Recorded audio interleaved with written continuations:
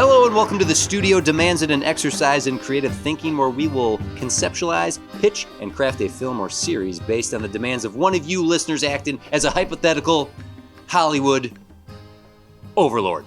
Hypothetical. Ooh, I didn't know what to expect there. As professional screenwriters ourselves and massive cinephiles, we talk movies all the time. All the time. And we like to believe we can meet any demand thrown at us. We will be your screenwriters for this episode. I am TC DeWitt, and joining me as always is Jim. Now there's drums. Now there's drums, Berzelic. Noisy neighbor Berzelic. Sorry, your middle name is. Oh, it's got the umlaut over the U. It does, yeah. It's very strange. Yeah. We have a new intern. They're gonna supply scoring, live scoring to the episode. They're very new though. Yeah, so they're gonna work it out. Very new at drumming even, and they only have the one tom. Yeah. I mean, that's how drumming starts. You always start with one drum, and as you level up, you get another drum. Yeah, I've seen Whiplash. I know. So above us, a toddler is currently playing a drum, and hopefully, and thumping around. We've discussed the toddler goblins before. Mm-hmm. I don't know if it's even coming in through the mic, so maybe we're fine. So, yeah. Do you have experiences with noisy neighbors? Have you felt that you've been the noisy neighbor? I think I've been the noisy neighbor. Yeah. There was only one occasion in which me and my friends back in high school were really, really loud, way too late one evening, and the neighbors did actually call the police. Oh, wow, okay. But we deserved that. We were literally yelling at the tops of our voices and yelling about how the neighbors must be very upset with us. I bet the neighbors are real pissed right now. Yeah. It's wild to me when noisy neighbors complain about noise. Yes. How dare you? Yeah. You are by far so much more disruptive and noisy than I ever could be. I mean, I could be. Yeah. I choose not to be. Oh, that's nice of you. Yeah. I don't want to be a noisy neighbor.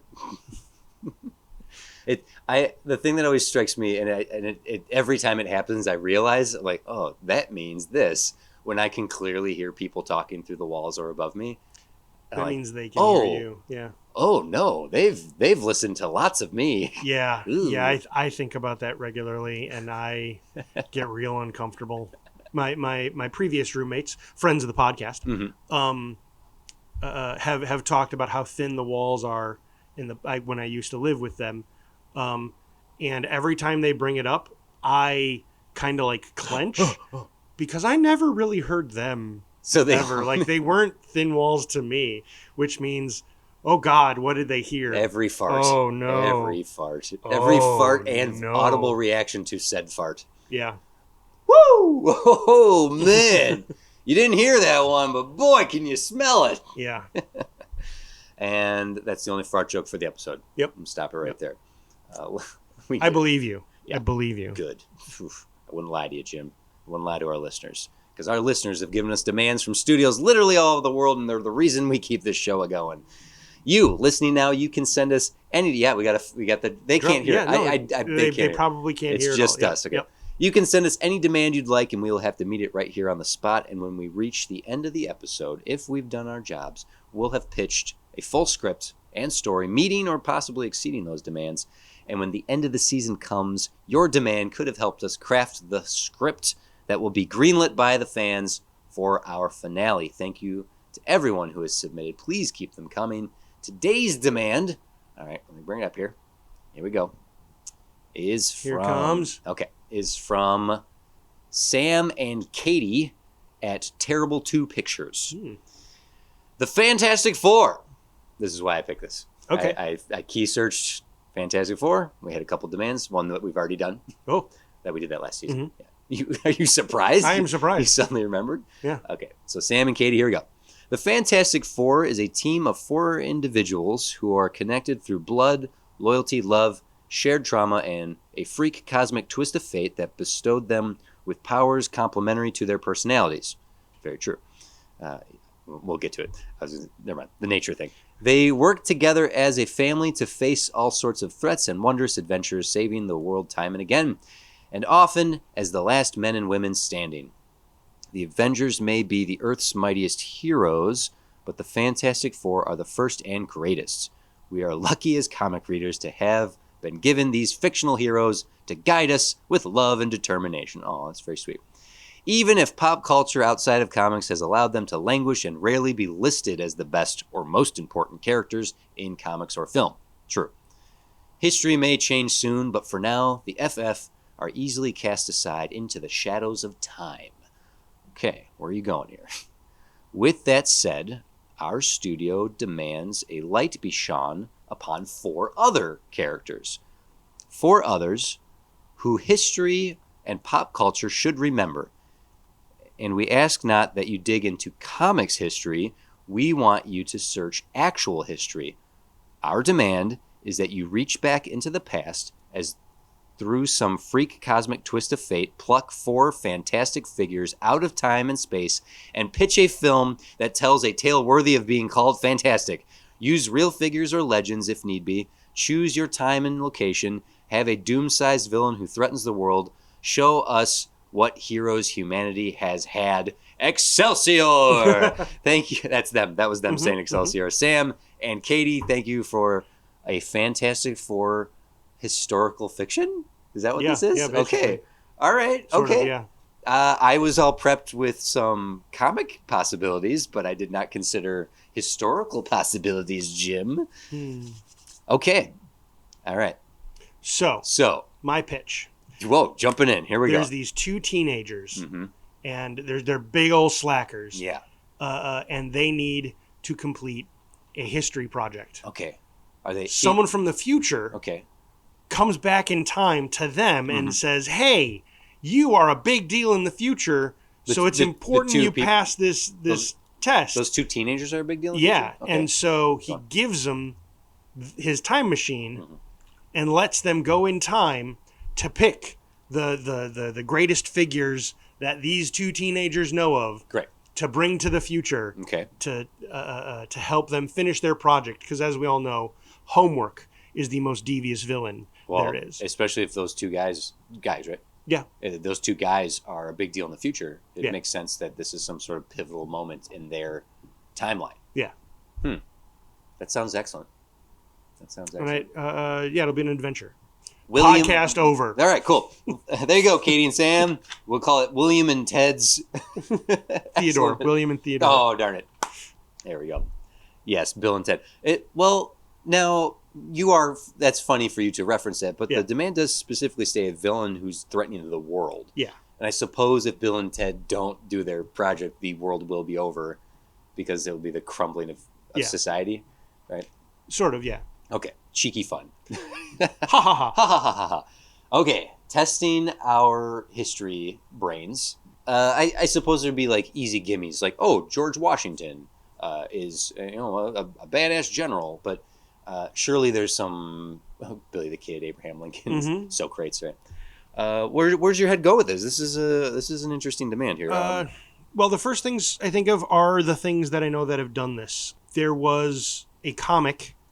That I think they actually, they used mostly historical figures that I really liked and had a very short run, and I can't remember the name of the comic. So this is an entirely pointless story. But it was an Image comic from the late 90s, early 2000s that starred Sam Clemens and Annie Oakley. Okay, so Mark Twain and Annie Oakley. Yeah. Okay, gotcha. But you didn't like this? No, I did. I collected the whole thing. No, I quibbled about certain things, like it cast Tesla as this sort of secondary villain who just made weapons for the bad guy. Who is it? Who was the bad guy? Tesla. Okay. No, Tesla wasn't. He was cast as a secondary villain. Okay. I don't remember who it might have been Thomas Edison. I don't remember for sure. Alternations. That's the Alternation. One. Yes, that's the one. You found it. Got it. Alternation from Image Comics 2004. With that said, is Tesla a character you'd offer? Okay, sure. Let's say this. If we're thinking Fantastic Four, let's use Fantastic Four as a template, which is more or less what we're being asked here, right?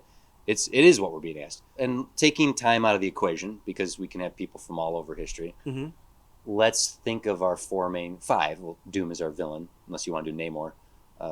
They said Doom-sized villain. Let's think of those. Let's read Sue, Ben, and Johnny and start thinking of historical figures. Sure. There's a number of ways we could do this. We could start with the villain and figure out what kind of heroes could stop them. We've been doing that more than once this season, so it might be I, the way to go. I think it's a great way to go. Right? If I don't know, like starting with He-Man and figuring out Skeletor is I guess a fine way to do it. But knowing your alien is going to be the Predator, and then coming up with Dutch and his Crew. crew, I think feels more natural than to be like, we got some mercenary guys. How do we sci-fi this up? Mm-hmm. Right. Okay, so thinking of a Doom threaten the world style villain? This is verging into League of Extraordinary Gentlemen territory, which are all fictional characters, literary characters. We did our Millennium's End, which is all our movie characters. So maybe in a sense we are putting together a League of Extraordinary Gentlemen here. It's real people. Mm-hmm. It's not fictional. Right. Characters. So thinking of some villains. Oh, we saw something recently. I thought Faust popped up in Ironheart. Sure. And I know Faust is fictional. Is fictional, but it's German folklore. Could be inspired by like Vlad the Impaler. There's a real person that inspired fiction. I think we're going to be going a little more pulpy action. Well, no, it was very action oriented. I don't know if we'd want to do something like Hitler. I feel like doing something like Hitler should be more comedic. Yeah, like Danger 5 fought. Danger 5 was such a weird show. It was amazing. I recommend checking it out for my brand of humor. He was reincarnated in a high school girl in the 80s, and he was kind of good for like half of the season, but then too much Hitler came out and it became bad again. Hey, also the bad guy in Kung Fury, the feature film. So, yeah. I don't want to use him. Okay. I think we should avoid that. I'm going to go through sort of the quick obvious gimmies. Okay. I could think of some modern day people I would love to vilify, but sure, they're doing fine themselves. Yeah, well, in fictionalizing them, I don't want to do that just yet. Okay. We'll wait a decade before we start saying, they're a bad person, and we're going to start murdering them with heroes. Yes, please. Okay, go ahead. Napoleon is another one. Mm-hmm. Genghis Khan. Mm-hmm. Attila the Hun. Sure. Nero. Oh, Nero. Yeah. That's not bad. Does he have fire powers? Oh, well, yeah. If Nero is like some sort of pyrokinetic. Yeah. That's another thing is deciding how we if we enhance their abilities. That was another way to choose like what powers do we want to have represented here, and then we can find historical figures that kind of match those powers. Let's stay on the villain track right now. Nero's not bad. Do you know John D? D-E-E, John D. Of course I know. You John do D. know John D. Yes. Okay. You want to share?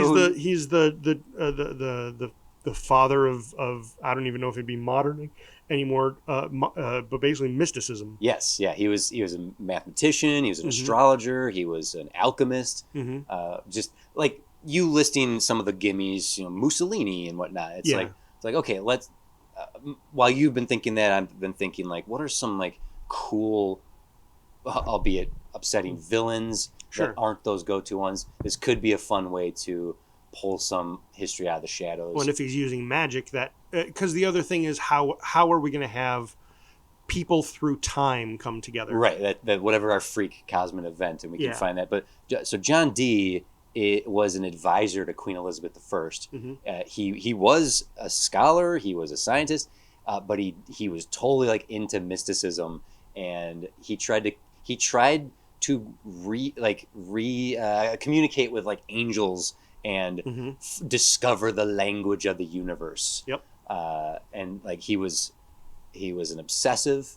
He was obsessed with hidden knowledge and controlling fate. He believed you could somehow conquer fate. So he has like supervillain tendencies in him, and he was celebrated for a time because of his like science and math and all that. And he still actually has. There's some things that he created within history that are still applicable today. Like he just became a supervillain kind of thing. Yeah. But when he died, he just died, like went into obscurity. He died in poverty. Like he had everything and lost everything, which feels like a villain arc. Did you learn about John D through me mentioning Comte Saint Germain. Yes, that has to be where I came across him. Yes, absolutely. Because that, Yeah. oh my God, when was that? That was probably like It wasn't too long ago. that was like a barbecue or something. Yeah. Yeah, that's where I came upon John D in just filing away trivia for later. There's a fun game called Rippers. That's a role playing game. That's it. Yeah. And in Rippers, John D is sort of the original bad guy, and in that story, he finds ways of extending his life to essentially be immortal, and This then is why I thought of him. Yeah. through other people find he meets some other people, and they study together, and they find more supernatural stuff, but he eventually goes crazy and becomes Jack the Ripper. Unsolicited ad for a Rippers. game. Yeah. John D though. But referring specifically to John D. So imagining him going into obscurity, but actually then displacing him from time or conquering that's what if his obscurity is caused by him disappearing into time. Thus we have a being or a person that could then be responsible for disruptions in time that bring together our four fantastic people. Okay. And he's trying, like, if his villainous goal, much like, because yes, it was you talking about that game that made me look him up along with Saint Germain, right? The Count Saint Germain. Count Saint Germain, yeah. Which we can also talk about him in a second, but just the idea that John D, his obsession that led to his downfall is he thought not just that he could communicate with angels or that he could control fate, but that he could find the voice of God. Mm-hmm. Like he was obsessed with contacting God to know his voice, to not, hey, answer my questions, but so that he could then use that. If he knew the voice of God, he could then use the voice of God on anyone and anything. Oh, at least that's my understanding of the myth and legend that is the John D, the once proud advisor to Queen Elizabeth that disappeared into obscurity. So that's just thinking of him now. Nero's still a good one too, though. Count Saint Germain he's an alchemist, right? Yeah. Musician. Well, John D. No. Count Saint Germain. Count Saint Germain he's not a really known person. He's someone who's popped up and very likely was different people. Is he the one taking on the moniker? Okay, that's what I thought, because there was the legend behind Saint Germain. Maybe it wasn't John D. I thought it was. What I remember from Saint Germain is he was believed to be immortal because he existed for a century. Because he's been seen across several centuries. Yes. But the real notion is that his moniker was picked up and that he was a face that could be replicated, so people kept picking up Saint Germain. Likely. Which is the more likely idea, as opposed to a somehow centuries old, never seems to age man of nobility and knowledge and charm. Mm-hmm. But in a fantastical setting, he could just be that guy who somehow, it's sort of like the Immortal in Invincible. Yeah. Yes. Yeah. It's a lot like him. Yeah. Fun fact: the first place I ever learned about the Count Saint Germain was in Heavy Metal 2000. The movie? Yeah, that's awesome. But Germain. He's been associated with eternal life. Someone who tried to manipulate fate for themselves. Sure. Because John Dee and him were contemporaries or had some sort of overlap. No, the thinking is that that John Dee was Count Saint Germain. Oh, great, cool. I believe. I need to go back and re-research all of that. Well, the other, if knowing that I'm right in remembering the immortal man that was Count Saint Germain, because he was immortal, it was believed he had infinite knowledge. Yes. So a man who knows all, with unknowable motives. Sure. Moving behind the scenes like a ghost, right? It could just be Count Saint Germain and John Dee are the same guy, as could be legend, and now we have our time moving. Maybe is he displaced from time, or has he figured out how to displace some time, and he's been moving wherever on the timeline he wants to go, and now our heroes have to shut that down before he unravels reality or something. Maybe. So because Count Saint Germain is more of like a myth, and the ask was for historical people. Sure. I want to go with people we definitively know were someone. So John Dee. Yeah. Okay. So John Dee is our doom. Yeah.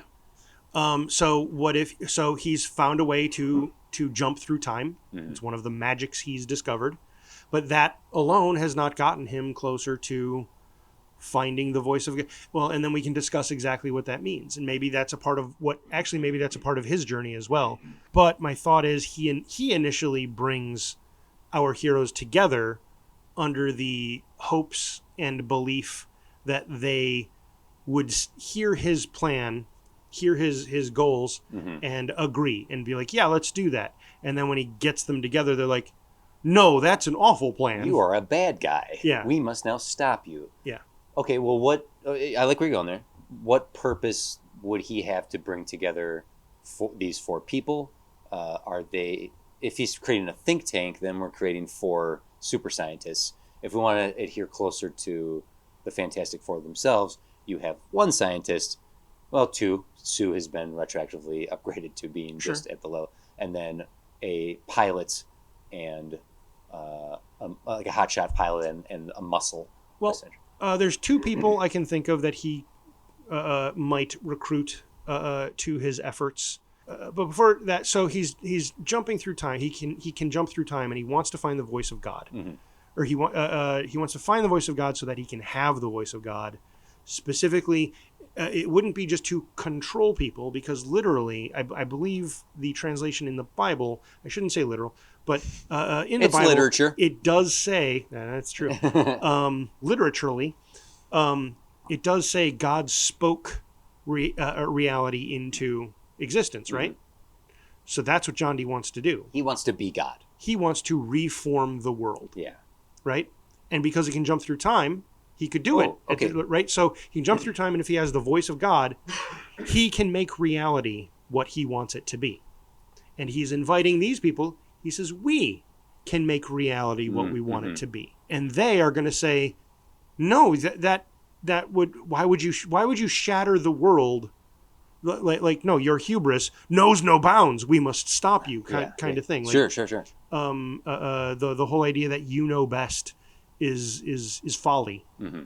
So the first two people I can think of that John Dee would find use for in this endeavor might be Albert Einstein. Okay.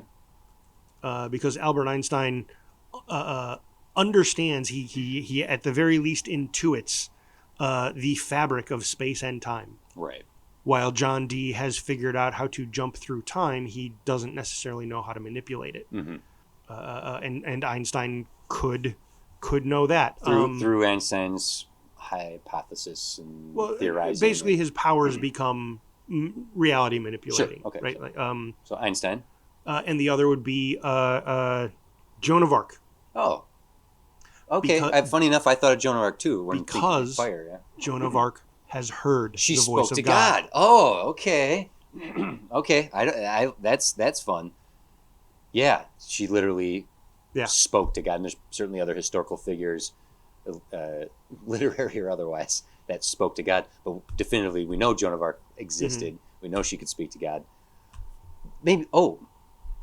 Okay. What? That's not. What about this? Instead of picking up people to recruit, right? Okay. Not necessarily like let's work to. What if he's going to points in history to people who, in one way or another, are believed to, whether they believe it or others believe it, they were touched by God somehow. That, I'm going to choose Joan of Arc because it is said that she, through her words, that she spoke to God. She heard the voice of God. Einstein could work in this as like, this man was so brilliant, he was touched by a higher power to be so smart. So he's picking historical figures. Possibly, I don't know, I'm brainstorming here. Okay, so you're not wanting to choose. You're not saying let's choose people who like that. That's like we're going to choose a bunch of saints. No, I don't want to do that. I don't want to pick saints. I'm saying like, for example, the Red Baron. The Red Baron, or no, actually, do you know the white devil? The white. Hold on. It's God. What is? It's the greatest sniper in history. It's a Finnish. Oh my God, the white death. Yeah. Do you know the White Death? I've heard that story. Yeah. So the White Death is a Finnish sniper who has recorded over 500 confirmed kills. Died in 2002 at the age of like 90, like late 90s. And those 500 kills during the Winter War, not over like a lifetime, during one specific war. Used a sniper rifle with no scope because he didn't want to give himself away with glints of light, and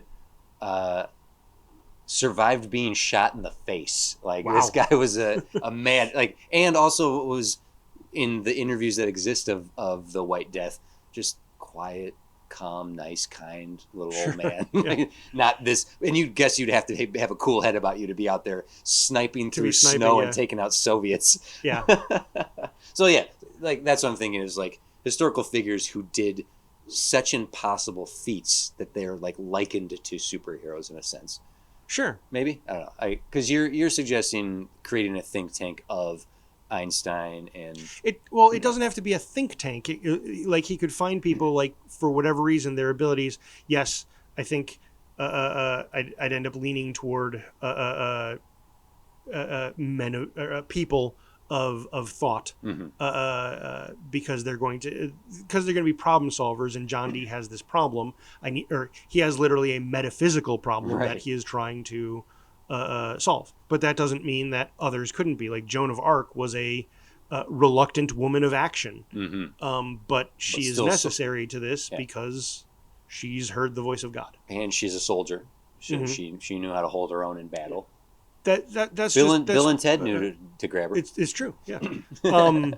That's just one possibility. We don't have to go that way. It could be something else. It could be our heroes could fall together in some other way. Right. So, for example, to match Fantastic Four, it should be a cosmic event. Some event occurred that. And I think for the most part, we, as in a culture, have latched on to the notion that Doctor Doom got his powers at the same time as the Fantastic Four, but originally they did not. That's not the original case. Yeah, the original case was he came back having learned magic. Yeah, he was just jealous. Yeah, so it could be that John Dee doesn't bring these characters together, and a thing happens that gives them fantastic powers. It could be the fallout from something John Dee does. Like he does something that creates a fracture and a rift that pops up in multiple places all across reality, and perhaps John Dee discovers one of the words. Like he discovers how to speak one of the words as God does. Yeah. And it cracks reality in such a way that our characters fall through. Yeah. Like, and then those fractures appear, and then I was gonna Amelia Earhart disappeared, like John Dee disappeared. Yeah. Amelia Earhart flew through, but I don't know how exciting Amelia Earhart is as a character. How dare you? She has an airplane. She was, first woman to travel off over the Atlantic grip. But if we're gonna take a pilot, I'd take the Red Baron. Tangent here. I once used her as a main character in a story world that was the world of lost things. That's fun. And her sidekick was a Bigfoot, stuff like that. Her sidekick was a Bigfoot. That's funny. No, if we're gonna take a pilot, I'm gonna go Red Baron, man. Manfred von. Why the Red Baron? Because he's like the greatest fighter pilot in history. He's a bad guy. Yeah. Wasn't he a bad guy? I thought he was a bad guy. He flew for the Germans, yes. Yeah. But he's still. Snoopy plays him. Snoopy plays the Red Baron. No, Snoopy fights the Red Baron. I always thought he was the Red Baron because he's on his red doghouse. No, he's on the red. The Red Baron painted his plane red. Snoopy is the Red Baron. Okay, maybe he is. I thought because Snoopy always gets shot down, and I always thought he was fighting the Red Baron. You're right. He was fighting the Red Baron. Manfred von Richthofen.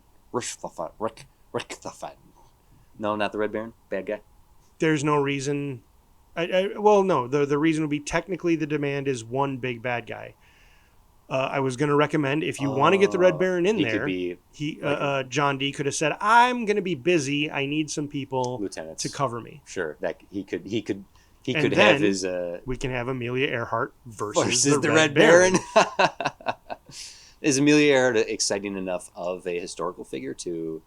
I guess, what do you mean by exciting enough? I don't know, like the notion of pulling some people out of the shadows that people should know more about. People know who Amelia Earhart is. She's one of the most famous missing people in the history of humanity, right? Sure. But saying someone like John Dee, who very few people know of, this would be an opportunity to present this fabricated version of him. And even someone like the Red Baron is not a good choice because the Red Baron is the famous World War I fighter pilot. Sure. Hedy Lamarr. The Hollywood starlet Hedy Lamarr was also a brilliant scientist. And Okay. she Tarantino used her as inspiration to play the spy that Diane Kruger plays in Inglourious Basterds. Like Okay. having a Sue Storm-esque, like, oh, she's the pretty lady. Oh, she's also a brilliant scientist. Like, honestly, Okay. if someone gave me an opportunity to do a biopic, I have a list, and Yeah. Hedy Lamarr is one of those. I've actually literally written that for a producer. What a fascinating life to know. And she died in 2000. She died just recently, like in the past 20 years. So, like, Hedy Lamarr created a communication system that was used to jam torpedoes during World War II. So she was a brilliant engineer. Like Bluetooth and GPS technology and Wi-Fi exist because of Hedy Lamarr's inventions. Okay. And that's so cool. Like, she's a super scientist who is also a Hollywood actress. That's a cool, like, spy persona type character. Because she was so often dismissed because she was beautiful. And instead, without knowing that she was this pioneer in science. And yeah, so just as someone who's this intellectual behind this dazzling facade, she could be a cool, like, Sure. the leader of the team. You're wanting to pick lesser known historical figures. That reminds me of a webcomic I used to read called Frederick the Great, Okay. A Most Lamentable Comedy. Good title. It's about Frederick the Great, who don't know much about him beyond this comic, in which he's an irresponsible character. That he's a Munchausen-esque character who kind of stumbles through history, solving huge problems, going up against major villains, and it's mostly because his handler is Isaac Newton. Isaac Newton uses the power. I think he had the power of calculus. He used the mystical power of calculus to, like, do magic, basically. Okay. And he recruits Frederick the Great to go on all these adventures. They eventually recruit Peter the Great, who was a Russian leader, and he's a big old barbarian, and Voltaire, who has, like, music-based magic. He plays the chords of the universe. Mm-hmm. Are you suggesting those characters? Not necessarily. I'm merely basically, this episode, I think, more than many, has just been me sort of, like, remembering a thing and I remember this comic? dropping it like 5 minutes about some piece of media that does this kind of thing. You said barbarian, so thinking about The Thing, Leif Erikson as sort of a figure. Interesting. Okay. I was thinking of Ben as the brute, the muscle of the team, the rock, right? Mm-hmm. Oh, I had mentioned this when I was reading The Demand. There's a fun way to look at the Fantastic Four, which I know you, Jim, you like this as well. They are the elements. I love that. They're fire, wind, and water. Yeah. That they each represent a piece of the elements. So thinking of Ben as Earth, as the rock, as this hulk of a monster. You said barbarian. That triggered. Oh, a Viking, Leif Erikson. We recently watched Predator, Killer of Killers. Highly recommended. It's on Hulu. Watch it. And that has a Viking story in it as well. It's like Leif Erikson, or I'm trying to think of other historical, like, big guys, or just like, who are these, like, fighters, these barbarians? Well, another thing to consider: they don't have to start that way. Because The Thing didn't start that way. Oh, right. Someone who had a fighting spirit within them that became, like, it's true. Their power is true to their personality. So someone like Geronimo. Geronimo escaped like 30 times every time he was captured. Sure. He always escaped into the mountains. They're like, well, he escaped, but he's surely going to be dead. And he'd come rolling back in with an army. It's like Geronimo wasn't, like, a big dude by all accounts. Yeah. He was kind of lithe, but, like, imagining that fighting spirit manifesting into Rockman, Mm-hmm. if we choose to like give these guys the corresponding powers. That is I was thinking we would invent new powers, okay. That's fine. Yeah, I'm cool with that. but we could do the Fantastic Four. But I think it's amazing that the four powers match up to the four elements, and I'm pretty sure that was not Stan Lee's original intent. It just happened to work out that way. Well, Yeah. do you want to grab heroes from history that correspond with those four natural elements? Do we want to look at the personalities of the four existing Fantastic Four and try to do as much a one for one as possible? Like how do we need, I don't know. Yeah. because I'll just keep shouting out historical figures. T.E. Lawrence of Arabia. Oh, Sure. He was a leader. He fought against the the reason I brought up the Frederick the Great thing, not only because it's another story that kind of takes only characters from history and tells these fantastical stories with them, but it also kind of pulls, like, how many of those names did you recognize? half of them. Right. See, so it grabs people from all over.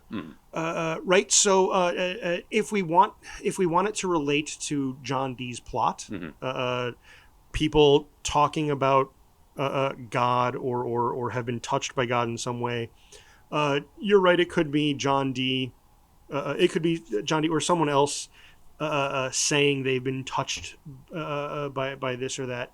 Or by in their own way, or by his interpretation, how Sure. he says. And to that end, William Blake had some very interesting symbolism. He built some like all of his poetry kind of built on his own personal take on Christianity. Mm-hmm. Well, therein lies something I want to work around is not making this. In fact, even that's the lens that I know. No. But for John Dee to even, if he's even questioned, like, why aren't you talking to John the Baptist or Mother Teresa? And he'd be like, none of those people talk to God. I know. I've deduced. Sure. All those saints that they've bestowed. There's not a single pope in history, even the first one, who even knew the guy. Like, if he's so much hubris about him that he literally like tears down the constructs of Christianity and Muhammad never talked to God. Sure. Like literally like very heretic. He's being a heretical. Tearing down all. I'm the heretical. I'm gonna get you. Yeah, that's what I'm saying is that like it'd be easy to go, oh, talk to everyone who talked to God. Great, here's a checklist of all the people in history who talked to God. And he's like, nope, I checked every one of them. None of them said. Joan of Arc did. Sure. And then people who were touched by a higher power that you could call God, I guess, but that being has been called by many names, and I will find its voice. Well, I can think of then Einstein is might be a little obvious, but also I think more contemporarily the other names I have to suggest to kind of fill that sort of genius role, I feel are more well known now too. Feynman, Richard Feynman, the father essentially of quantum physics. And Oppenheimer. Yeah, actually, Oppenheimer would be great because he says, "I'm become death, destroyer of worlds," and he came to regret it.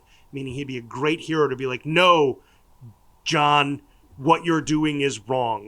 If you think back, the power of nuclear explosions. we actually did Destroyer of Worlds. I believe it was season 2 of the show, where we took Da Vinci, Oppenheimer, and I can't remember who the third was. Oh no. But we had talked about... Wasn't it Tesla? Was it Tesla? Yeah, like 3 men in history who... we've talked to Oppenheimer before, but even I'm imagining Cillian Murphy, like, he looks like Reed Richards. Yeah, here's your leader right here. Here's the thoughtful, and certainly not someone who's lived in the shadows. Best Picture winner at this point. But yeah, he is... Well, but previous to that movie, how many people knew the name Oppenheimer? Sure. So, but yeah, I think... he is your Reed Richards archetype. Yeah. He's a tortured genius who would have every reason to say this much power, beyond any power I could have ever conceived, should be controlled by no one. We must stop this man. And I will displace myself from time and space and to see that happen. Yeah. I think that's a great if we can Oppenheimer, there you go. Like, I'm happy with him being a part of this team, despite being probably one of the most notable characters we've listed, Einstein and Joan of Arc and Amelia Earhart's like Oppenheimer. Yeah. Sure. Do you like Hedy Lamarr as a surprise character in this? So, I guess she's a very accomplished person. What would her power be? Right. That's another thing to consider is we're giving these. We're going to make them the Fantastic Four. Okay. They're going to get powers, right? Yeah. So like with William Blake, he was a poet, Mm-hmm. And we can give him tiger star powers. Wait, to back up, because that's the only poem I remember. Tiger, tiger, burning bright. To back up to Oppenheimer, having some sort of pointed atomic energy powers. Sure. Yeah. Okay. Cool. I'm with that. Yeah. So what would Hedy Lamarr's be? Well, she dealing with sonar. She literally could have some sort of invisibility. Oh, okay. I thought you were going to say super hearing powers. No. Just thinking like the Invisible Woman, being able to be unseen. Like it's that she has some sort of spy, covert, Invisible Woman type powers. Well then, okay. So if we're going to correlate them to the Fantastic Four, it's just working out that way. This now. Sure. No, but if we are, she correlates to Invisible Woman, Mm-hmm. so she has invisibility powers, and we could probably even flesh them out the way Sue Storm can make shields and bubbles and stuff as well. That means Oppenheimer, his power set isn't Richard's; it's Human Torch. Sure, yeah. And that's fine. And Joan of Arc, if we stick with her, is the Thing. Because she's this. She doesn't become a monster, but she is force. She's a force, yeah, right. So she has holy armor. And I'm not averse to that. If we just take a moment here to acknowledge that currently, as of recording, the greatest Fantastic Four movie, as we've said before, for those who've listened, is The Incredibles, and The Incredibles power set is the Thing is the leader. Yeah. One would argue Mrs. the Elastigirl's the leader. Yeah. But you got the Thing, Mr. Fantastic. Instead of Johnny, you have Dash with super speed. And the Invisible Woman's powers are Violet's. Mm-hmm. So it sort of moved everyone around. It did. Having Joan of Arc be the tank is kind of cool. Yeah. That she's maybe her armor's like fused to her, so that she's just like perpetually in some sort of armor, and she's got her sword, and I don't know. Maybe. For whatever reason, I don't see her being the right to that end. Incredibles didn't scar any of their characters the way that's true. The Thing did. Yeah. If I were to do anyone, actually, I think Oppenheimer would have like almost look like it would look like he's burned. Like imagine like red burning cracks, like he's burning on the inside. Oh yeah, like maybe, and even like being as though like it's pushed away from him, like that is. Like he's perpetually in the blast. Yeah. Oh, that'd be a cool comic design for sure to have that look of someone. We're kind of designing him like a villain, like he would look like, but he doesn't. But he is. Yeah. There is a Mongol noblewoman.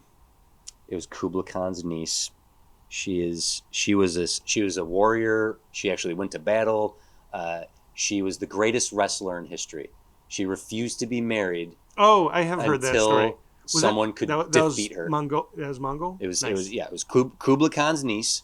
She was a commander, and she refused. She famously would not get married until a suitor could defeat her. No one had ever defeated her, and she won thousands of horses from dowries because they kept coming. And they're like,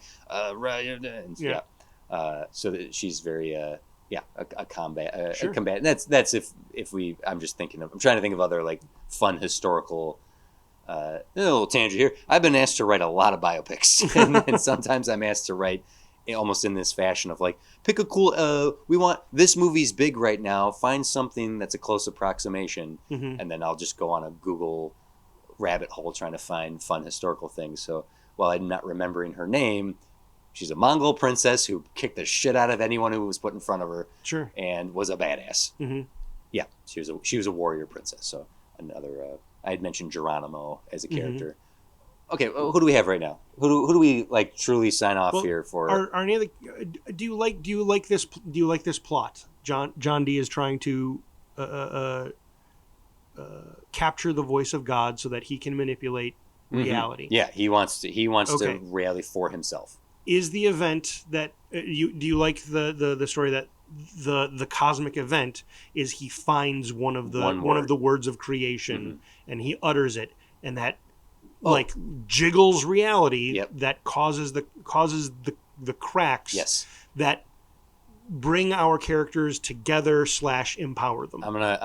Yes, I do like that, and I'm gonna offer up this to kind of put our. I don't know if Oppenheimer's the right way to go, but having John D come to Oppenheimer and have like a close developed friendship with him, to just a conversation over a train ride of like when you did it, when you were standing there, you saw it, like what, I mean, just picking his brain. I know you said I am become death, but what did you experience? Like John D wants to hear what Oppenheimer experienced, like truly delving deep into his psyche, and Oppenheimer's the one who has the singular word in him that he gets out, so that when the event occurs that fractures reality, it's right in front of Oppenheimer, so then he becomes the de facto leader because he witnessed what this evil was. That I'm throwing that out as an option. Sure. And that's also like when the rift happens, that's why his look of him is this blast in his face kind of perpetually happening. Maybe, I don't know. Maybe. What do you think of that? Mull it over. Yeah. My only concern with choosing Oppenheimer as a character, let alone the team leader, is the Abraham Lincoln vampire hunter appearance of what we're doing here. It's like, oh, you're just taking the most popular guy and doing a fun little. You didn't know who he was before 2020. So I'm acknowledging that that's a possibility, but for whatever that's worth, I don't care, because I think John as a character he's got a cool, that there's cool stuff to be had here. All I would want to really change with what you said, instead of a conversation, instead of that, John D, because he can jump through time, John D is there. John D is there when he utters it. So Oppenheimer does not realize A, the power on his tongue, and B, that there is someone there to take it. Yeah. Whatever is whispered in silence, like our audience wouldn't even get to hear it, but John would hear it. John D would hear I think I don't remember the exact point at which he said it. I don't remember if he said it. I don't think he said it as the bomb was going off. I think he said it as response, or he might have even said it once he knew it was possible, but before the detonation. I don't know. I don't remember for sure. Technically, we could fictionalize it. It was. History says that after the Trinity test, after witnessing the first detonation, and he was recalling it, he recalled that like on the spot, like he did say it when it happened. Okay, even better. Then you have him seeing the explosion happen as it's happening. He is saying these words, and John D is not watching the explosion. He is watching Oppenheimer, and we see. You would even like it would look cool, but you would sort of see this like mystical energy, almost like this white light, like everything would slow down. It'd go into like slow motion, and you'd see not a glint, but almost like the shape of the word itself. Some like rune, slipping, some like slipping off of his tongue and out of his mouth, and as it's beginning to dissipate into reality, John D snatches it, like literally pulls it out of the air, and then does Oppenheimer suddenly see that? I'm not sure. Okay. Also, I kept saying John Oppenheimer. I'm conflating because that's the name of Dr. Manhattan. It's J. Robert Oppenheimer, and the J stands for Julius. It just dawned on me now because I kept saying John, and I'm like, no, John D. Robert Oppenheimer. Sure. Sorry. But yeah, snatches the word from him. The minute that he grabs the word, is that when the fracture happens? Maybe. I would think it could. I'm thinking the fracture would happen when... That's why if you want it to happen at the moment of the blast, I would think John D would need to be the one to utter the word to actually fracture reality. Sure. But he snatches it. So that means it needs to happen like all in sort of the same moment, if you will. Or he could take the word and he jumps back out of time, and this is how he gets the word. none of our historical figures yet know their situation. Mm-hmm. And I guess maybe it could get literal, and this is going to start resembling, I think, our Fantastic Four episodes, so you can veer me off of this. What if the building up to this whole first act, we meet John Dee, he's jumped out of time, we kind of learn his plan, he has jumped through reality to find different things, and there's this bright light, there's this bright point further up the timeline, and he goes to it, and he finds that's Oppenheimer. He takes the word, goes back out of time, has it, looks at the timeline, however we manifest that, Mm-hmm. and he ingests the word or whatever, or absorbs it in some magical way, Yeah. and then says the word, Mm-hmm. and we do a montage across reality that we've seen. Reality breaks, Yeah. and so all these characters at their point in history, we can choose their moment. Mm-hmm. Oppenheimer's moment can be that same moment. Yeah. They that's when reality breaks and they slip through, and they literally are in this out of time space. Okay. Yep. It doesn't this I'm buying us time in the narrative in our podcast to decide what it's going to be. It can be more than hour 4. Okay. All of these people fall through. Not all of them either manifest a power or manifest the right power, but we can then choose the 4 that kind of rise up to defy and defeat John Dee. I'm going to evoke this. It's a strange thing to evoke. It's like in the Lego movie Oh. when they gather all the heroic Legos and then Emmett's brought in and they've Yeah. got the count. Yeah. Yeah. It's like, who's going to do this? Yeah. Batman. Green Lantern. Green Lantern. And was it Green Lantern? No, yeah, Superman, Wonder Woman. No, they pick Emmett. Yep. But yeah. So some sort of outside of reality arena of, and through the powers of this magic, everyone understands each other. Like there's a universal communication happening where everyone speaks the same language, and this quorum is held to then select the.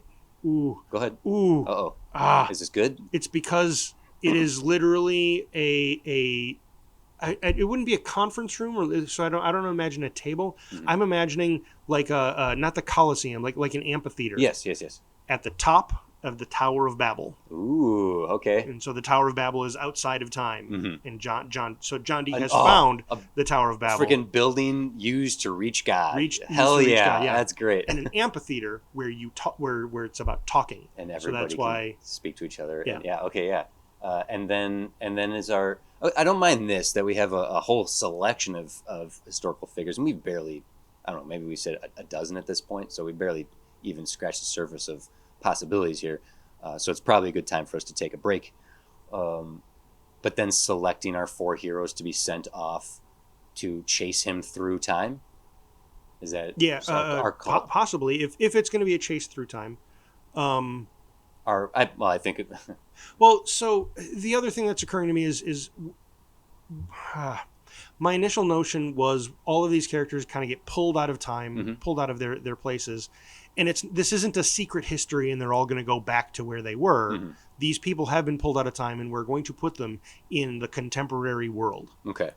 So here at the edge of time, which is the right now, John Dee, or our heroes confront John Dee and defeat him, and now these four historical figures now live contemporarily with these powers, protecting reality from this point.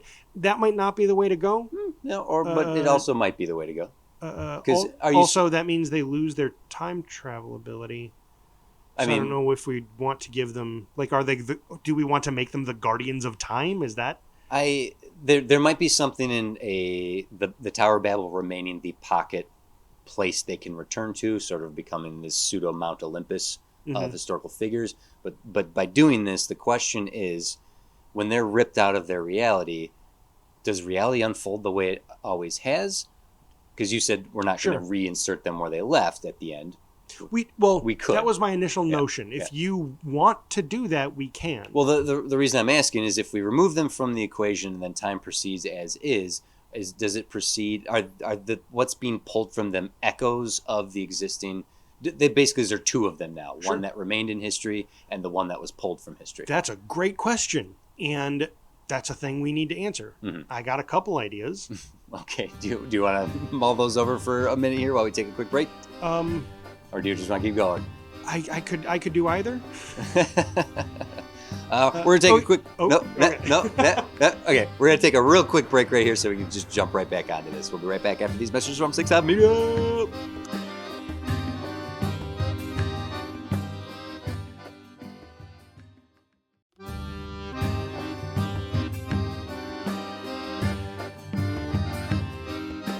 Oh, and we're back so fast. Okay. You had a thought. Go. It's right about what happens to the timeline when they drop out. Yes. The whole John Dee's whole plan.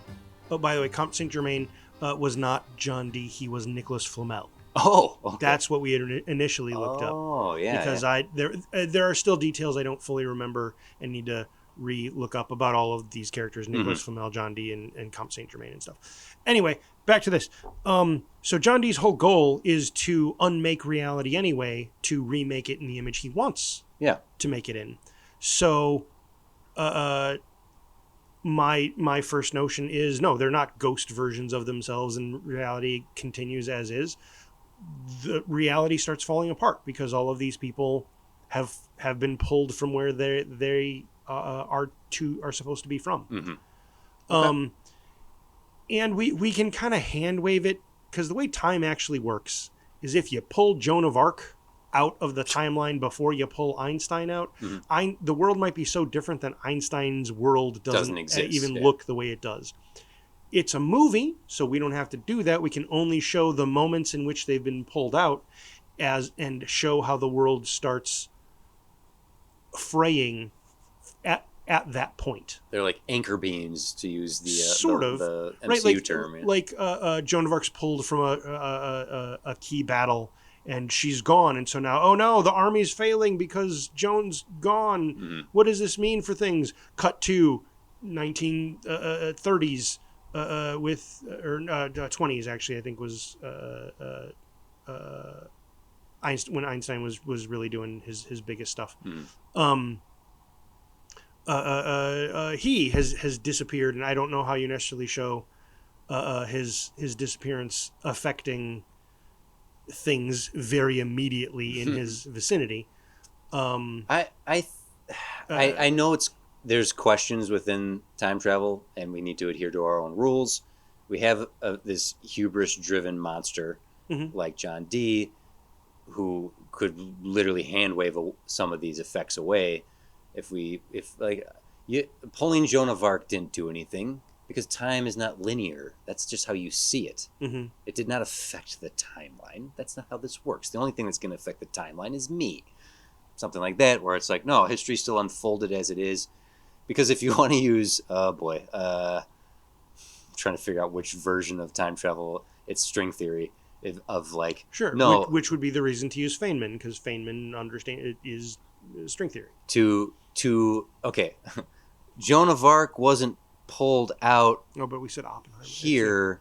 She was pulled out in the future of her. She like that. This is where time travel gets complicated when you really try to break down its bootstrap theory and all that yada yada yada. If you pull her out here, then she doesn't exist. If she doesn't exist, the time traveler who pulled her out would never do it. Therefore, she does exist, and therefore the time traveler who can pull her out does exist. So on and so forth. You create a paradox. Sort of. That's. I'm suggesting that we acknowledge the paradoxical nature of this, and time isn't affected by these people being removed from the timeline. I feel like that's not dire enough. Okay, that's fine. I feel like that's too clean. No, granted, again, it depends on how you want to... where you want this to end up. Do you want these to be a Fantastic Four like our Fantastic Four that that are now like, this thing happened and we solved it, and now we continue to be this group in the world that works together? And do you want them to be that in the same space-time? Or do you want them to be like, that was a fantastical adventure that no one will know about? We have to go back to where we were. Yeah. And I'm of two minds. I think that if the situation is he pulls these people from time, time is now fracturing. He's going to remake reality with the voice of God, or he's going to obliterate the timeline as it is, and we treat it as a fade effect like Back to the Future or Loki, where the ripples start to occur and it takes time within time for it to happen. So now there's a ticking clock that if Oppenheimer is our leader of this team, he's the one that's saying, we don't have time to argue about this. We need to stop him in the next X amount of minutes or hours or days or weeks, or none of this matters. We have to fix all this and seal these cracks and go back to where we were and then proceed from there. The disadvantage of that is that means erasing their memories. I have a solution. Okay, go ahead. So we have other problems. Is we've only come up with really the inciting incident. Right. She's over here. Cat meowing's over here. Don't worry about her. My solution for this. So John Dee just got one of the words. He's going to want more of the words. Mm-hmm. That's going to basically have to be our second and third act. Is the rest of that. In the meantime, yes, the timeline is falling apart because even from their external perspective, if it's like literally a thread they can see, they see it fraying. Right. The fix, in the end, the fix is they stop John Dee, they get enough of the words to put things right. But the way they put things right is they can't put themselves back in and just have secret knowledge of the universe. Right, and I don't want that. But they also can't not be in the timeline because it clearly will fray without. And so they essentially do, in the reverse of what you initially said, that ghost versions of themselves don't manifest. Instead, the way they use the words of creation is they create their selves that should have been in their times doing the things they should have done, and they themselves will need to re-enter the timeline because they cannot exist out of time. Because I think what we'll do the outside of time, a thought occurred to me: the Tower of Babel isn't just here. The reason it crumbled is because John Dee went and stole it. Okay, cool. Pulled it out of reality. Mm-hmm. And so this is his fortress of solitude, right? This is his fortress of I can't be touched because I'm outside of time. Mm-hmm. Only these people fell into it, and they need to stop anyone from coming here again. So they need to destroy this.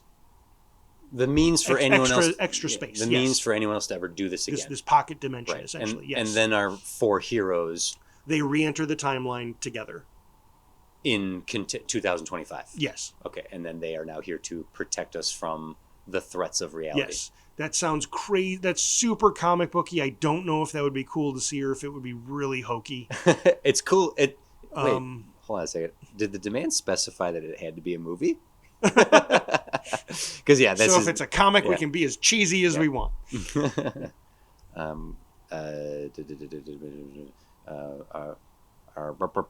is not good. Studio demands. Burring? No, I think it's great. I love it. Drummer, give us some thinking music. So what this, we really should just worry about one story at a time. But what this also does is it prevents? No, not necessarily, because if these four heroes are the ones who do it, and the way they do it they don't necessarily have the faculties to do it seamlessly. Everyone who fell out of time will be duplicated and put into the now. Mm-hmm. So we have a whole sort of the legion origin of heroes. Yeah. So. My God. We can have a sequel. Yeah. Where Nero has fire powers and he's all like, yes, this a whole new world to burn. And so film. This is a movie. Yeah. But hey, it could be a great animated that's also fine. Yeah. And so that way we now have a gallery of characters we could call upon for sequels and continuing as a franchise. That's how I would solve that. The demand but we still remain these four heroes. There's four heroes. They are the four heroes that step up to stop John Dee. And as it is now, we have Oppenheimer, and we have other it sounds like Oppenheimer, Joan of Arc, I like Joan. Uh, uh, We Amelia Earhart, the White Death, William Blake, Einstein. I say if we have Oppenheimer, we don't have Einstein. And Einstein's had enough time in the sun. Okay. We don't need Einstein. We got Oppenheimer. Okay. Do you want to fight for Einstein? No. Okay. Einstein would be a fun character to give stretch powers to, because he can understand space and time, so he can stretch it. Stretch. Or from our perspective, he is stretching it.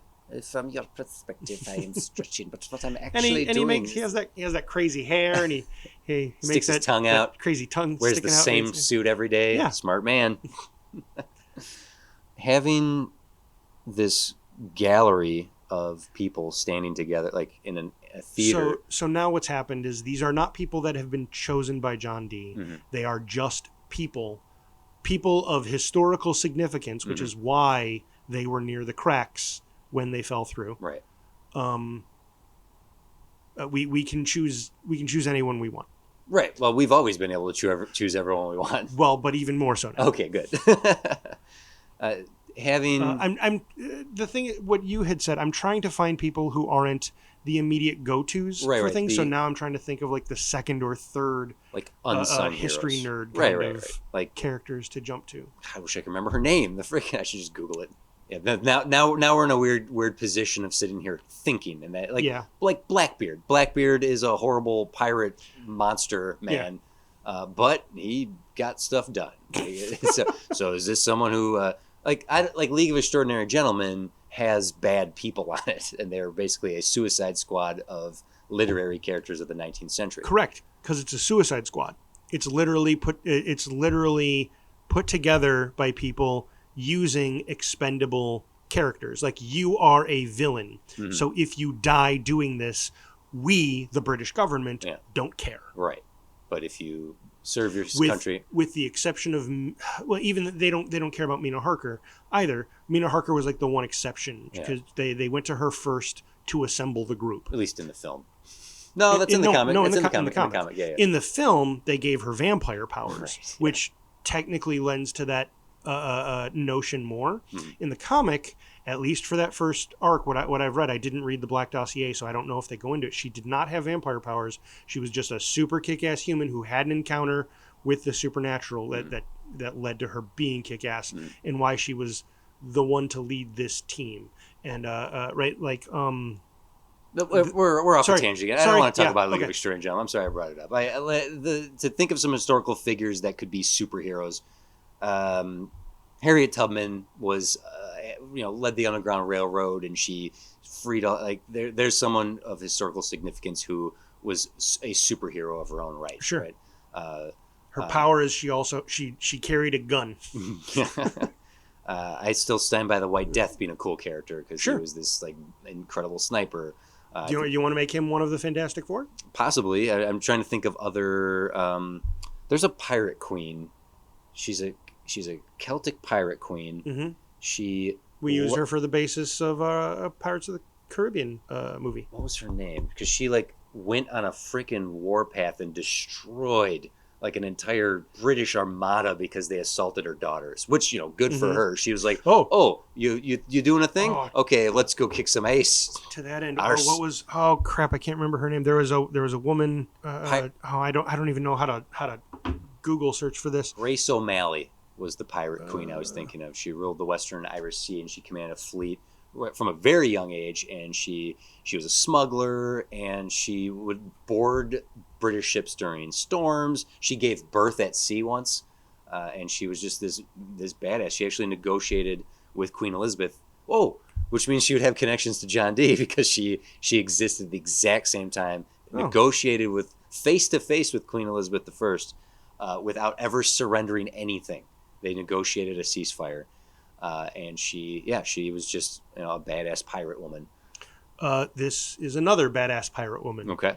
Jeanne de Clisson became one of the most feared people in France, as she took a scorched earth approach to avenging the execution of her husband. Hell yeah. And she was also a pirate. Having a swashbuckling pirate queen, just kicking ass. We have Joan as our tank, right? Yep. And we have John with some sort of atomic powers. Mm-hmm. Uh, Julius.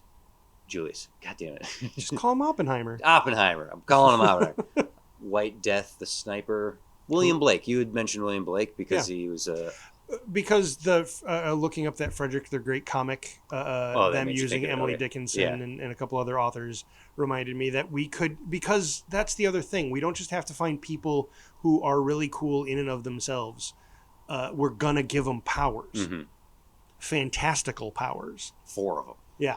Well, okay, so let's go back to John D. If he's someone who has magic and super science on his Mhm. side, we need a group of people who can stop that. Yep. That he is Doctor Doom. He can fire off a magic missile and he can fire a missile. Oppenheimer, the nuclear man. Okay. Yep. Joan of Arc, the Holy Knight. Who else did we have? Hattie. Hattie, what's her name? Hedy Lamarr. The having some sort of the invisible spy. She's the sneak by. She's the Batman. Sure. She's the Batman. Well, no, she's the Invisible Woman. She I'm just saying she does all like the covert stuff because sure. she's not a in your face character. She's Sure. a work in the shadows. And that just leaves old Stretch, who has a stretchy powers. Oh, you said Einstein because he could stretch and whatnot, but perhaps there's who. I just thought of someone. Hemingway just being like this, like I'm ready for a fight. Yeah. Sure. Yeah, having okay. So now, John D is fighting, and we have Oppenheimer Mhm. and Joan face to face with him, and Hetty is basically super sciencing, trying to stop whatever mechanisms he have. Super sleuthing. Yeah, yeah. And we need one more, someone stretchy, like maybe someone Who was a great tactician. You were onto something with poets. What about someone? You ever read Planetary, the comic? Yeah. The drummer uses percussion to detect things throughout reality. Yeah. So what about basically to read and manipulate quantum physics. So what about a poet or a musician that is able to stretch the words? I'm being very literal in what he can do. Is he's someone whose voice and the ability to stretch the meaning of things.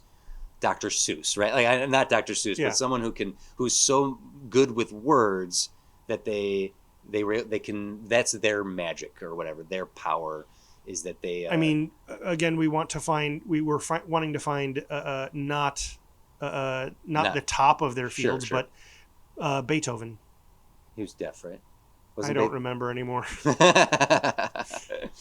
Yeah, Beethoven was it deaf. Beethoven? Yeah, he was deaf.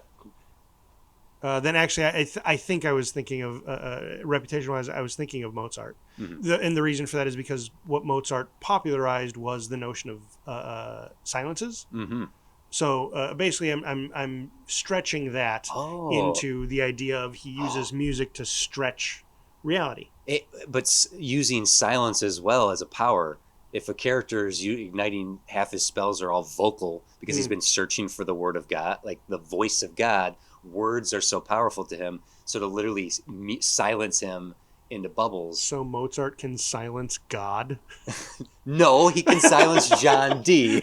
I don't know. Have you heard someone butcher Mozart? It feels like God is dead. Yeah, but someone who creates bubbles of silence. And Sure.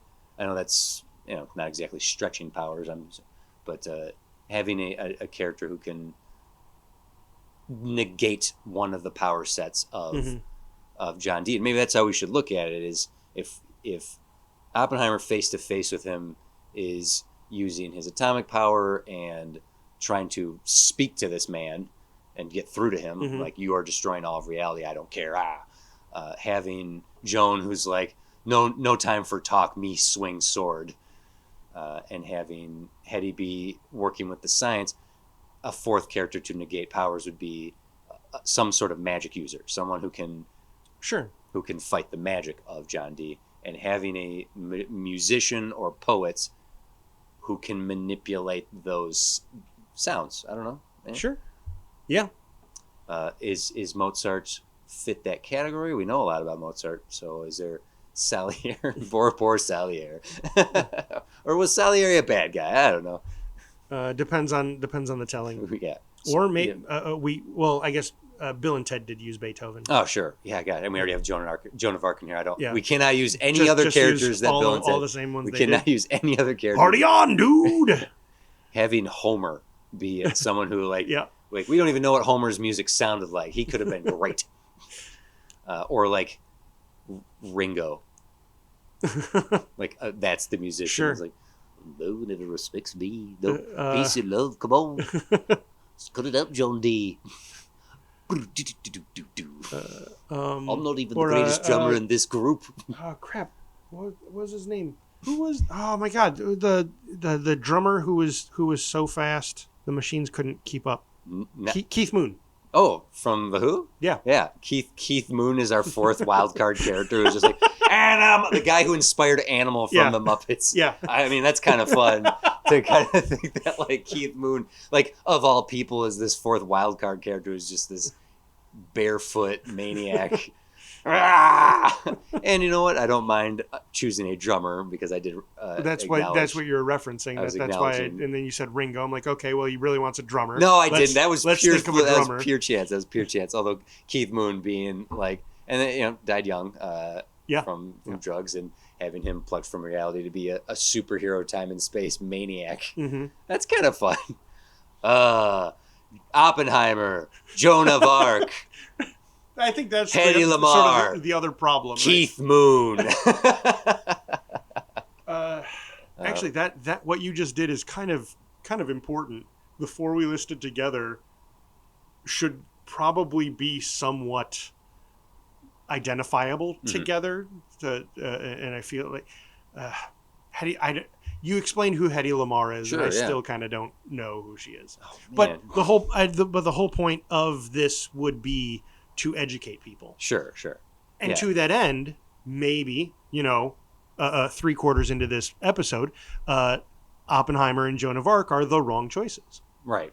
I had posited that a while ago. You did. But, trying to get some traction here in building this historical Fantastic Four.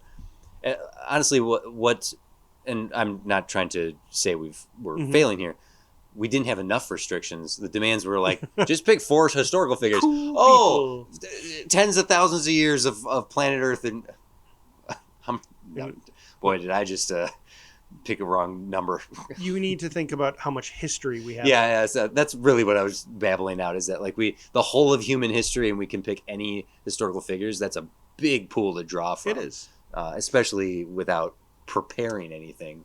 But our studio believes in us. Thank you, studio, for believing us. I'm going to go back to the White Death. I think that's such a cool character. Having another distant character, a character fighting from a distance, while we have 2 characters fighting up front. And if Hedy stays in the mix and she's doing the super science to shut down machinery or what have you, with her invisibility. What's their power? Well, he's a really good sniper. Mm-hmm. So guns. He can curve a bullet. Okay. No, I hate that.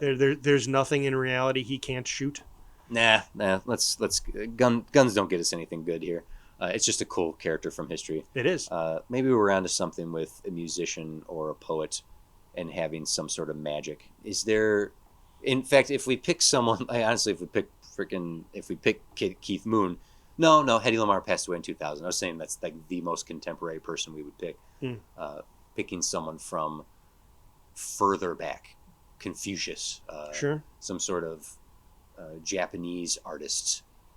Maybe there's something like we're limited not just by our we're limited by our education, which has been framed in a very Western way. So by not thinking of, say, like who's the famous? There's a famous swordsman.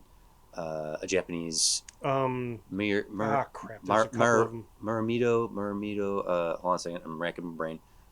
It's just, I know it's like he's. Oh my God, Jim, we're failing left and right here right now.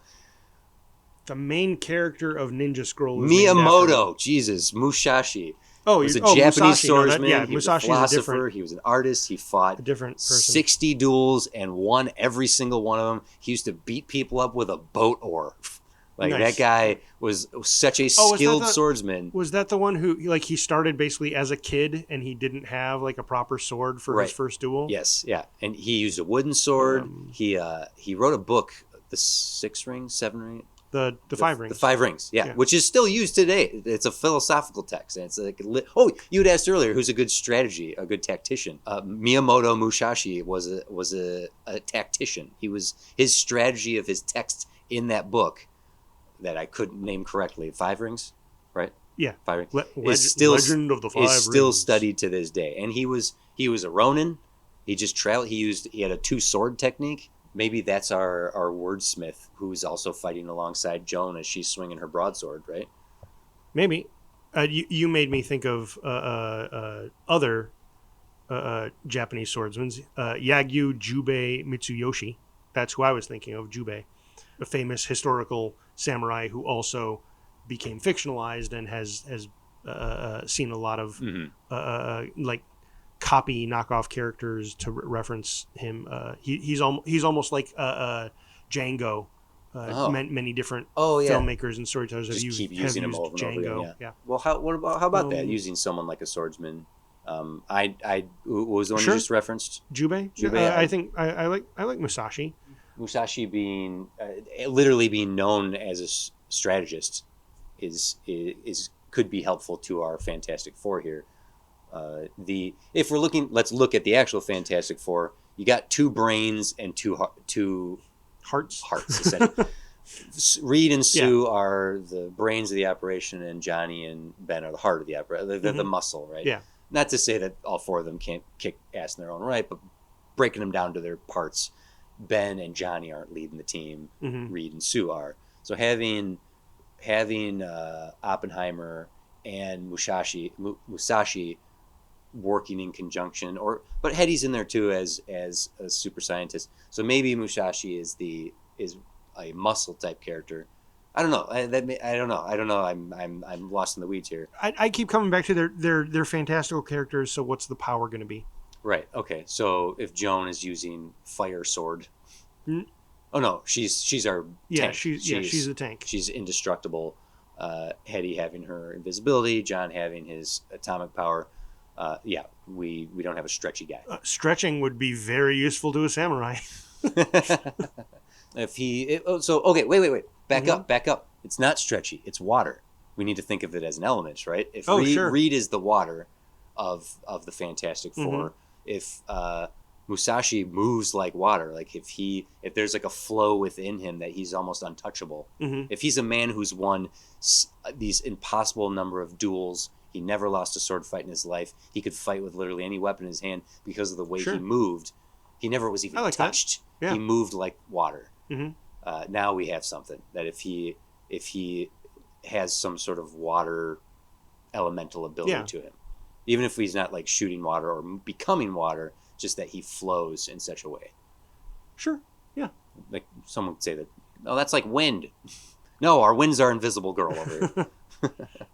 All right, let's commit right now. Let's say we have Oppenheimer, Joan of Arc, Musashi, and I'm the one who brought him up. I should be able to say his name correctly. I literally had to rack my brain to find him, damn it. And Hetty Lamar, who you know the least about. Yep. Listen, man. It's okay. She's an impressive lady. Okay? I'm going to have to watch this movie to learn about her. Yeah. Yeah, I don't need to try to sell her to you again. That would be prostitution, and I'm not going to do that. She's a very accomplished woman. She died. Well, you would be pimping if we're going to yeah. get really technical about it. She's just, I go back to the fact that she was easily dismissed because she was this beautiful Hollywood actress. No one ever, what? She also invented radar? Some of the technology we're literally using right now is because of Hetty Lamar. It is very Bluetooth impressive, yeah. and Wi-Fi specifically. Yeah, super science. Yeah, go Hetty. Those are our four. They get pulled from time. Yep. Tower of Babel. Yep. Are they? I mean, all the characters we named get pulled from time. Right. But they're all background. And 100 other characters we didn't name that you are screaming at us right now saying, this would be a great character for a historical Fantastic Four. But we can't hear you. We can't can't. manipulate time and space. Because Mozart has deafened you to us. And John Dee has Or fractured the time. has silenced. You are in the silenced beat. Silenced bubble. Okay, I'm so wording that wrong. they are in the Tower of Babel. These the four that are selected to chase They're down? they're not selected. They step forward. The others cower in fear and confusion. Mm-hmm. There's too much arguing and what have you going on, like a Tower of Babel would have. And I think the notion of Robert Oppenheimer being the one to go, like, we are on a ticking clock here, people. We need to get moving right now. I'm leaving. Who's with me? Sure. And then or does he just go off on his own and these are the three people who follow on their own volition? Well, so while John Dee didn't pull them out of time on purpose, now that they're here, he could be like, hey, here's my plan. You can help me or you can get out of my way. Okay, yeah. And maybe a few of them are like, that sounds good. Like, I know you want to make the White Death a good guy, and maybe make him a bad guy. Make him a bad guy. He could be a bad guy. Like, yeah, this is my chance to erase all of Russia. Sure, I'm in. How about this? He pulls the word from Oppenheimer. This fracture occurs. All these people meet. John Dee cannot get beyond that word and also sees the repercussions of using it. So then he goes to the arena and says, behold, I am God. You're not God. Okay, I'm trying to be God. You can either come with me or you're against me. I'm not putting you back into time. Like, I'm basically the pitch you just gave. Yeah. And your time is over. It crumbles. It crumbles as we speak. Yeah. And then, so it's kind of like the never-ending story. He's the nothing that's destroyed, and this arena is when the childlike empress is like, "We need a hero," and Atreus is the one who rides up. That's kind of like that. We're just doing a never-ending story. So so Oppenheimer hits the road, and isn't that what history is? It's a never-ending story. It's true. That book is horribly depressing. It's written by a German. I believe it. And then they chase him through time. So it might be an opportunity for him to, if they are popping around the timeline trying to chase him, well, we should go back to what his motives are for moving through time. He's clearly looking for more words. So perhaps he's choosing. If Oppenheimer was like, oh, I need to find others that were this critical to history, maybe others like Oppenheimer who are responsible for something so destructive. Sure. So Napoleon and Hitler might come into play here, but they maybe not. Maybe it's less. No, I still don't want Hitler to be involved in this.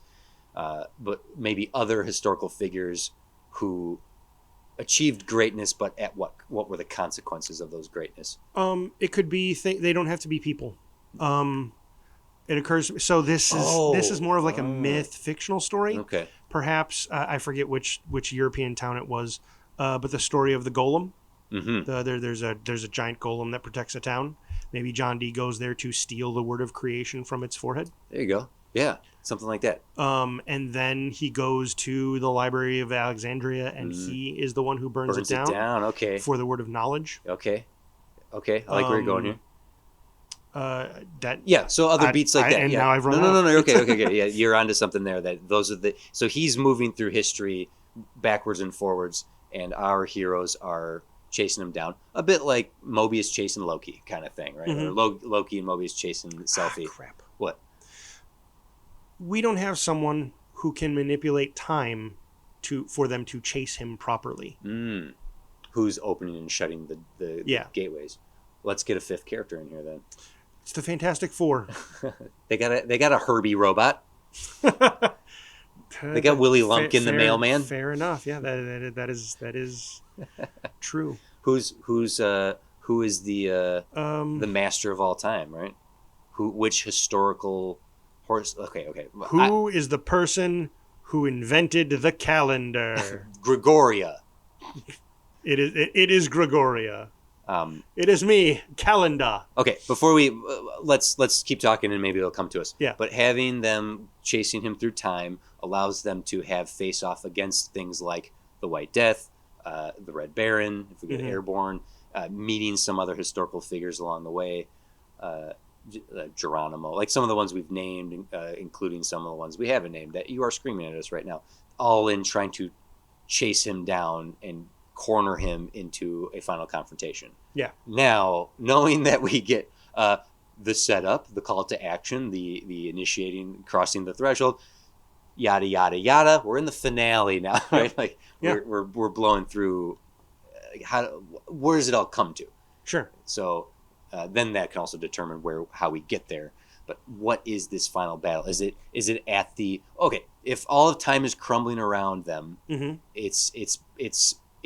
there is an actual end of time point.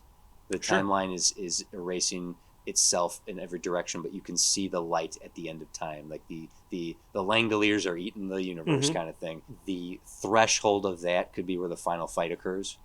So like the final fight occurs at that time and all time. Sort of, yeah. Okay. The way I'm envisioning it is it comes back to that amphitheater, and whatever visualization of the universe around them that we've seen crumbling, that they've seen crumbling. Because so John D puts out his ultimatum: you're either with me or you are against. If you're not with me, stay out of my way, kind of thing. So a few people go with him. The rest are left here in the amphitheater to not be able to affect anything. And our character's like, no, we must stop this. And so they step forward to do something. Our fifth Deus Ex character. Our Watcher. There would be a Watcher type character. It's the audience. The characters keep looking out at the audience. What do we do? That's a good idea. What do we do? Can you tell me where the bad guy is? Our fifth. Who was it? That's right. So, who's not? Maybe who said, "I think, therefore I am." I think, therefore I am. I think, therefore I am. That's not going to help you figure out. Just repeating it's Descartes. Descartes said. Okay. René Descartes said, "I think, therefore I am." Is it Descartes? Yes, it is. It is Descartes. No. Is it Descartes? Is the one who says who is able to send our characters after John D. Sure. I picked another very Western historical figure. We can't help ourselves. I know more Western philosophy than I do Eastern philosophy. Descartes could be that or Buddha. The Buddha is the man. To all time is time, and therefore we are. Okay, you want to be Buddha? Maybe. There, Ptolemy figured out the universe, right? He figured out at least the astronomy in the solar system. Oh, sure. So therefore, marking the passage of years and times due to rotations, right? Maybe there's an Egyptian that we're not thinking of. Just an Egyptian guy. Just an Egyptian guy. Sure. Right, because Einstein is also the one who developed quantum theory. That was my initial notion was Einstein. But you said no. Well, now I'm coming back on it. Descartes' not bad. To I think, therefore I am is the one who what do we need him for? To pop them back into the timeline. Yeah. Maybe there's a how about like a collection of, it's not just one, but Descartes and Einstein and Ptolemy, an Egyptian. Kronos and the Buddha. There's some sort of they're a Watcher collective. Sure. You know what? Actually, that's not bad. If it's a group who they have to concentrate. No. Onam Shibai. They are ready. They are content with watching it happen. There's a collective of historical figures like Einstein, Ptolemy, an Egyptian, that they are ready to witness it all happen for the sheer audacity of it. They're like, wow, this is the perception of this is more than we could ever have hoped for. We're going to sit and witness this, and then be like, well, you can't just sit there and watch. If you are perceiving this at a higher level of consciousness than we are, just at least point us in the direction we can step through rifts to catch this guy. So they are there to open gateways, but they're not actively. Does that kind of track that they're? I'm just giving them a little bit of motive here of like, yeah, we don't mind watching you go through these rifts. Go through that rift over there. But Albert's gonna sit here and get his Albert on.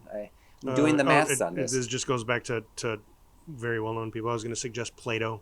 Sure. Because of the allegory of the cave. Yeah. I'm like characters like that, like are sitting there and bearing witness to it, because what could there be? What more important thing could there be to witness than the end of all time in reality? Like, they're almost zen about it. Actually, it would be interesting if they are zen about it, and it's Plato who craftily guides their witnessing. Right? It was like, yes, we shall just witness the end of the universe. Mm-hmm. But what if there were heroes that were to, and they're like, yeah. What if we witnessed that, and that's what takes our heroes and puts them in the leaps them in action. That could also be really cheesy too. This is so comic booky. I know. This is what. Okay, Katie, Sam. We are pitching to you a comic book series that will then be adapted into a movie. So you just let us work this all out, and you will see we have a comic worth marketing that could then be adapted. How's that? So altogether, they have time manipulation power. Oh, okay, sure. That works. Their understanding of it as they bear witness to the end of reality.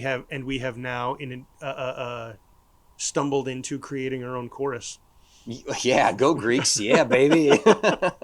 and yeah, if they don't necessarily have like a return spot, these people basically become their Ziggy, to borrow a Quantum Leap reference here. Yeah. Where the failing at one location or just being on the trail of John D and needing that next jump point or what have you.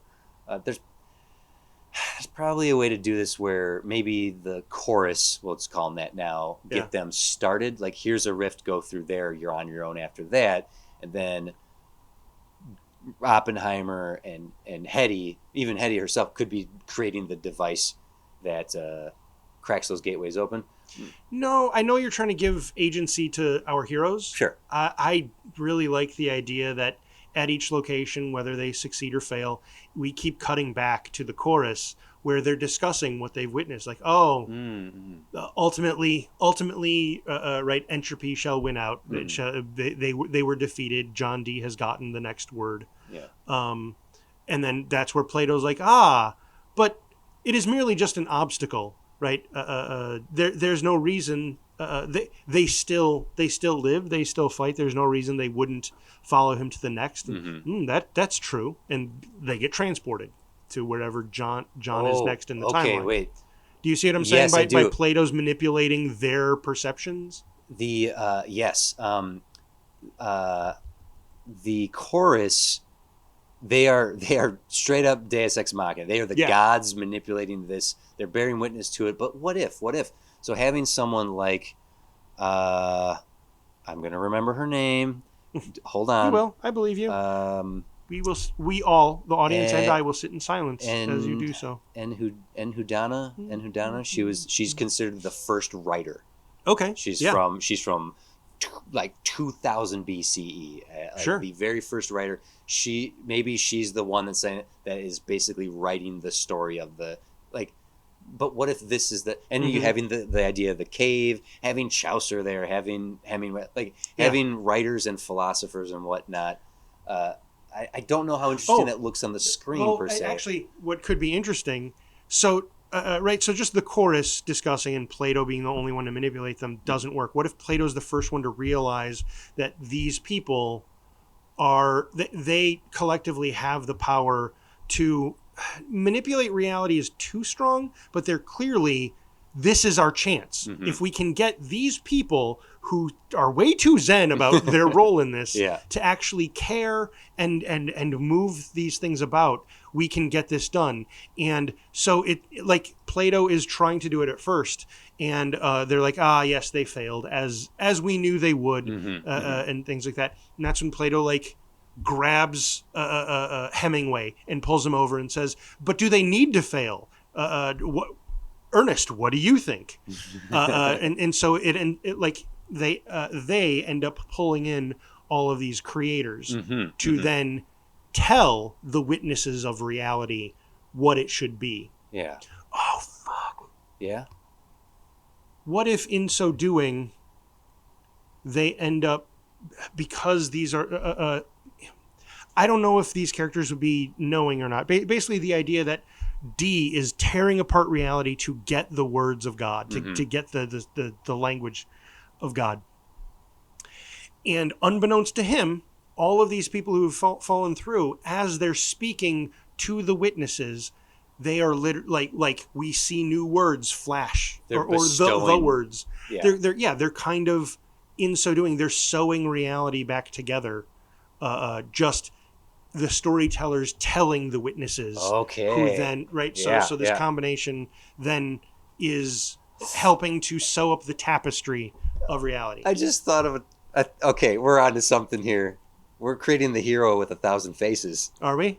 No, I'm saying that, like, so Joseph Campbell's monument and he manifests right there. But we're telling, like, if it's all these voices telling this story and crafting, like, all of reality exists because people lived to experience it and then tell it. Yeah. That you cannot destroy reality if the words still exist. Even though we'll never know what Homer's Odyssey sounded like, it still exists. Because it was spoken enough that it eventually got written down, and so we might have our Fantastic Four, our boots on the ground characters who are out there punching, swinging, shooting, and doing. We're also creating our cosmic council. Yeah, and the words of all these people are saving reality because the words of all these people are reality.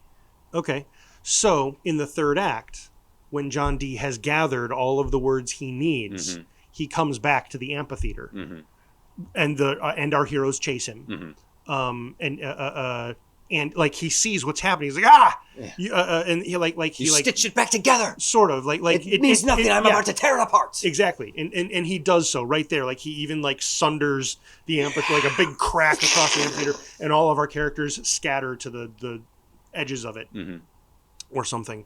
And our heroes show up, and that's sort of where the final fight then begins in a good old punch 'em up fashion. With just these four, but even so far as because these four characters weren't here, whatever was happening here also affected the people involved. So the people in the amphitheater can't even fight. It's like I don't know if I want to make it that they can't fight. Like I think we could have a couple characters. We don't have to decide who they are. Like, try to be like, no, we're going to get you now. And they try and D knocks them back. Like, they show a little power and D, like, knocks them back. Just nothing. A quick cameo in the actor who played our Wyatt Earp is in this. As Wyatt Earp. Yeah. And he gets a few shots and he's batted aside. Yeah. But, sorry. Oh, I got 10. Yeah. I'll come back. Keep going. No. The idea of people popping in and out, the finale to Justice League Unlimited has this moment of where it's one Green Lantern and then turns into John Stewart, turns into Guy Gardner. I didn't want to do that. Okay, you're just saying, when you mean pop in, I just literally. Mean visually, like they have been here the whole time. Got it, okay. And by pop in, I mean they run into the fray. A moment is like, a new hero enters the frame, the frame of our camera, and John Dee's like, no, not you. And okay, so our four heroes because that also gives us a bunch of literally bystanders for our heroes to try to save. Right, and it's these four. Some event in Act 2 will clarify this, why it's just these four that are the only four that can stop John Dee in the end. I figure initially, it has a lot to do with the story that is told. They were the ones who stepped forward. Thus, they are the ones the witnesses sent and the storytellers supported. And then somewhere in Act 2, maybe they get our chorus and tellers get scattered earlier. John Dee realizes, why do these four keep coming after me? And he goes and he scatters them. Oh, sure. That's actually our low point for our heroes because they get stranded in time, and now we have to find another Deus Ex to pull them out. One final. Yeah. Okay. Yes. Yeah. If you got it. The midpoint moment is when John Dee realizes how these four keep chasing me down. Instead of meeting them, I'm going to figure out why. Oh, it's because of the tower. Yeah. I'm going to crumble the tower. I'm tearing it down. All these historical figures are not going to boom, boom, boom, boom. Thus, our four characters are now stranded. And he's like, your gods and your machine are gone. I'm it. And you are. If you're going to still be against me, I'm going to leave you here to disappear from all memory and existence. And now the four of them are stuck and we do need an actual Deus Ex to come in and insert them back into the final fight. And if the final fight occurs in a whirlwind of all time and space, we can still have those moments of other heroes and villains entering and leaving, leaving. Sure. I remembered a detail I wanted to put in to show that the universe is fraying apart and falling apart. Mm-hmm. Throughout. We definitely start with anytime we show the sky, there are lots of stars, and as the story goes on, they're blinking out, and so by the end, there is nothing left. Yeah, and it's just our, because we're gonna literally Langoliers this. Yeah. Okay, so who is our last Yoda? Off the top of my head, it's Einstein. Right, keep wanting to go back to Einstein. Goofy little guy pops out and says, "Oh, are you having trouble? I see you're having a little trouble getting through time and space. Yeah. What a conundrum. You've had such good inertia up till now." No, he didn't do inertia. That was Isaac Newton.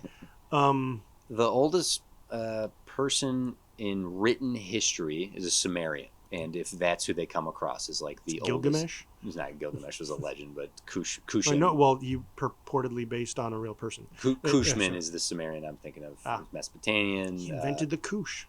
He was the Kush. He created the Kush ball. The Kush ball. Yeah. I'm just trying to think of like what is the most ancient of historical figures that could be, if not Einstein, X. Yeah.